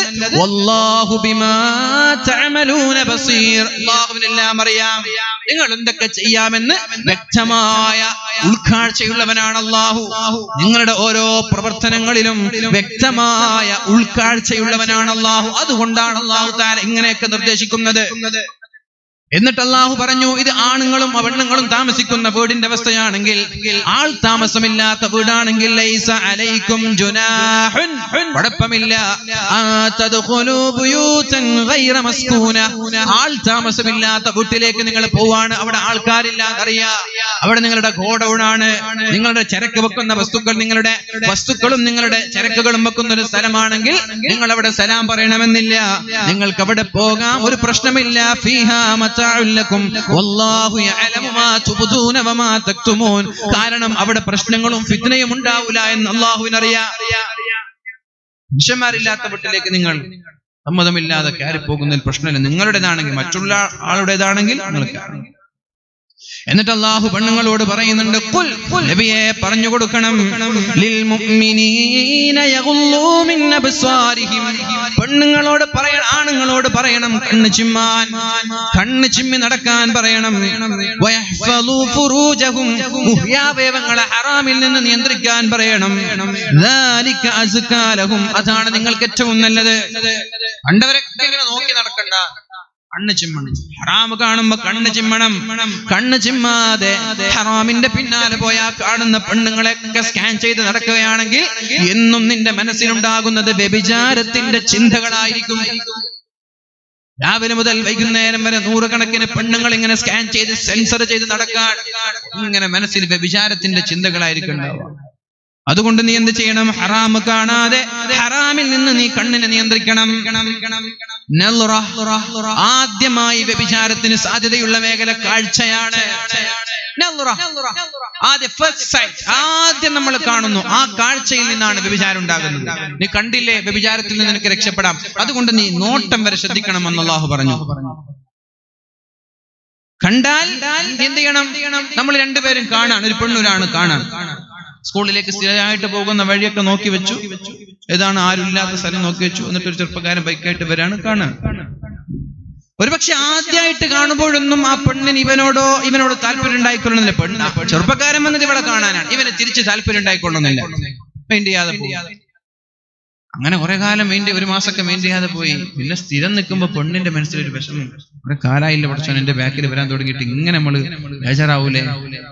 അതിനിടയായ സയ്യിദ് അവറുകൾ കടന്നു വരാണ്. അല്ലാഹു അക്ബർ, അല്ലാഹു അക്ബർ, അല്ലാഹു അക്ബർ, ലാ ഇലാഹ ഇല്ലല്ലാഹ്, അല്ലാഹു അക്ബർ, അല്ലാഹു അക്ബർ. നിർത്താൻ. അങ്ങനെ ആദ്യത്തെ ഒരു കാഴ്ചയിൽ ഒന്നും ഉണ്ടാവൂല. നിരന്തരമായി കാണുമ്പോ ആ പെണ്ണിന് തോന്നാണ്, അല്ലാഹുവേ, അല്ലെങ്കിൽ എത്ര കാലമായി ആൾ ഇങ്ങനെ പിന്നാലെ വരാൻ തുടങ്ങി. പിന്നെ ഒരു മാസം 2 മാസമൊക്കെ ഇങ്ങനെ സ്ഥിരമായിട്ടൊരു സ്ഥലത്ത് നിൽക്കുമ്പോ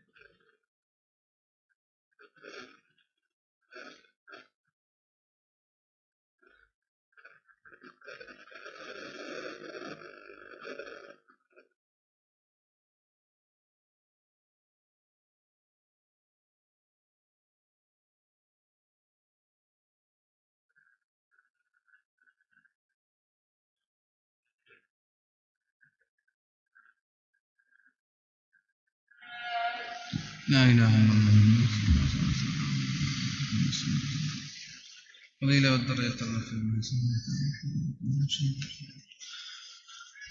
നിർത്താണ്. അപ്പൊ ഞാൻ പറഞ്ഞത്, നോട്ടത്തിലൂടെയാണ് വ്യഭിചാരത്തിനുള്ള സാധ്യതകൾ ഉണ്ടാകുന്നത്. ആദ്യം നോട്ടം തുടങ്ങും, പിന്നെ ചിരിക്കും, പിന്നെ കുറച്ചു കാലം ചിരിക്കും, പിന്നെ ഹായ് എന്ന് പറയും, പിന്നെ സലാം പറയും, പിന്നെ നമ്പറുകൾ കൈമാറും, പിന്നെ ആങ്ങളെ പങ്ങളെ പോലെ പരസ്പരം ചാറ്റ് ചെയ്യാനും സംസാരിക്കാനും തുടങ്ങും. പിന്നെ എവിടെ വെച്ചാ കാണേണ്ടത് അവിടെ വെച്ച് കാണും. ഇന്നാലെന്ന റമദാൻ മാസം ഡ്രസ്സ് വാങ്ങാൻ വരുമ്പോൾ കാഞ്ഞങ്ങാടി ഇന്നാലെന്ന ഷോപ്പിൽ വന്നാൽ മതി, അല്ലെങ്കിൽ കാസർഗോഡ് എന്ന ഷോപ്പിൽ വന്നാൽ മതി, ഞാൻ അവിടെ ഉണ്ടാവും. ഉമ്മയോട് പറയും അതേ ഷോപ്പിൽ തന്നെ പോകണം, അവിടെ നല്ല ഓഫർ ഉണ്ട്. ഉമ്മക്ക് എന്തോ ഓഫർ, ഉമ്മക്ക് എന്തെങ്കിലും അറിയും, അവിടെ നല്ല ഓഫർ ഉണ്ട്, അല്ലെങ്കിൽ അവിടെ നല്ല റെസ്റ്റോറന്റ് ചങ്ങായിമാര് പറഞ്ഞൊക്കെ പറഞ്ഞ് കൊണ്ടുപോകും. സംഭവം എന്താ? ഇങ്ങനെ ഇന്നാലെന്ന സ്ഥലത്ത് കാണാം എന്ന് പറഞ്ഞിട്ടുള്ള ആ ഒരു കരാറിന്റെ അടിസ്ഥാനത്തിൽ അവിടെ കാണാൻ വേണ്ടി പോവാണ്. അതുകൊണ്ട് നോട്ടം തന്നെ നിയന്ത്രിക്കണം എന്നാണ് അള്ളാഹു പറഞ്ഞത്. പിന്നെ പെണ്ണുങ്ങളോട് പറഞ്ഞു, നിങ്ങളും നിങ്ങളുടെ കണ്ണ് നിയന്ത്രിക്കണം. 10 വയസ്സ് മുതൽ തന്നെ ഔറത്ത് നിങ്ങൾ മറക്കാതെ ജീവിക്കണം. ഔറത്ത് വെളിവാക്കരുത്. ഔറത്ത് വെളിവാക്കാതെ ജീവിക്കണം. ഔറത്ത് ഞാൻ ഗുഹ്യാവയവം സൂക്ഷിക്കണം എന്നല്ല, ഔറത്ത് തന്നെ വെളിവാക്കരുത്. 10 വയസ്സ് പെണ്ണിനൊരു പ്രായപൂർത്തി എത്തിയ പിന്നെ ഔറത്ത് വെളിവാക്കരുത്. പിന്നെയോ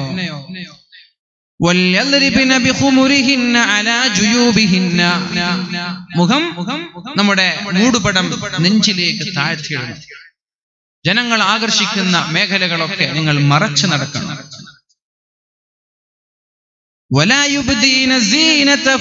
നിങ്ങളുടെ സൗന്ദര്യം പ്രദർശിപ്പിക്കരുത് നിങ്ങളുടെ ഭർത്താവിനല്ലാതെ. ഭർത്താവിന്റെ മുമ്പിൽ ഇങ്ങനെ നടന്നു, അല്ലെങ്കിൽ നിങ്ങളുടെ ഉപ്പമാരുടെ മുമ്പിൽ കുഴപ്പമില്ല, അല്ലെങ്കിൽ ഭർത്താവിന്റെ ഉപ്പമാർ, അല്ലെങ്കിൽ നിങ്ങളുടെ മക്കൾ, ഇങ്ങനെ നിർദ്ദിഷ്ടരായ ചില ആളുകളുടെ മുമ്പിലെ സൗന്ദര്യം പ്രകടിപ്പിക്കാൻ പാടുള്ളൂ എന്ന് അല്ലാഹു റബ്ബ് സുബ്ഹാനഹു വ തആല പറയുന്നുണ്ട്. അപ്പോൾ ഇൻഷാ അല്ലാഹ് നമ്മുടെ പ്രിയപ്പെട്ട സഹോദരിമാരൊക്കെ വരാനിരിക്കുന്ന ഈ 10 ദിവസങ്ങളിൽ പരിശുദ്ധ റമദാനുമായി ബന്ധപ്പെട്ടുള്ള ഇബാദത്തുകൾ, ലൈലത്തുൽ ഖദറുമായി ബന്ധപ്പെട്ടുള്ള പ്രവർത്തനങ്ങളിലൊക്കെ സജീവമായി ഇൻഷാ അല്ലാഹ് നിങ്ങളുടെ ദുആയിലൊക്കെ ഉൾപ്പെടുത്തണം. അല്ലാഹു നമ്മൾ പറഞ്ഞതും കേട്ടതും സ്വാലിഹായ അമലായി സ്വീകരിക്കട്ടെ എന്ന് ദുആ ചെയ്ത്, നിങ്ങളുടെ ദുആ കൊണ്ട് വസിയത്ത് ചെയ്ത്, ഊസിക്കും ബിദുആ, നിങ്ങളുടെ തഹജ്ജുദിന്റെ ശേഷമുള്ള ദുആകളിലും പ്രാർത്ഥനകളിലൊക്കെ ഉൾപ്പെടുത്തണം. അല്ലാഹു നമ്മുടെ ഹലാലായ ഉദ്ദേശങ്ങളൊക്കെ നിറവേറ്റി തരട്ടെ. മാരകമായ സുഖങ്ങളിൽ നിന്ന് അല്ലാഹു നമ്മളെ കാത്തു സംരക്ഷിക്കട്ടെ. അപകടങ്ങളിൽ നിന്നും പ്രയാസങ്ങളിൽ നിന്നും അല്ലാഹു നമ്മെ കാക്കുമാറാവട്ടെ. നമ്മുടെ വീട്ടിലും നാട്ടിലും കുടുംബങ്ങളിലും അല്ലാഹു ബർക്കത്ത് ചെയ്യട്ടെ. നമ്മുടെ സമ്പാദ്യങ്ങളിൽ അല്ലാഹു ബർക്കത്ത് ചെയ്യട്ടെ. ഇതേപോലെ നാളെ മഹ്ശറ ലോകത്ത് ഒരു സെക്കൻഡ് പോലും നരകത്തിൽ കിടക്കാതെ സ്വർഗീയ ലോകത്ത് ഒരുമിച്ച് കൂടാൻ അല്ലാഹു തൗഫീഖ് ചെയ്യട്ടെ. ആമീൻ. റഹ്മതിക യാ അർഹമർ റഹീമീൻ. അസ്സലാമു അലൈക്കും വറഹ്മത്തുള്ളാഹി വബറകാതുഹു.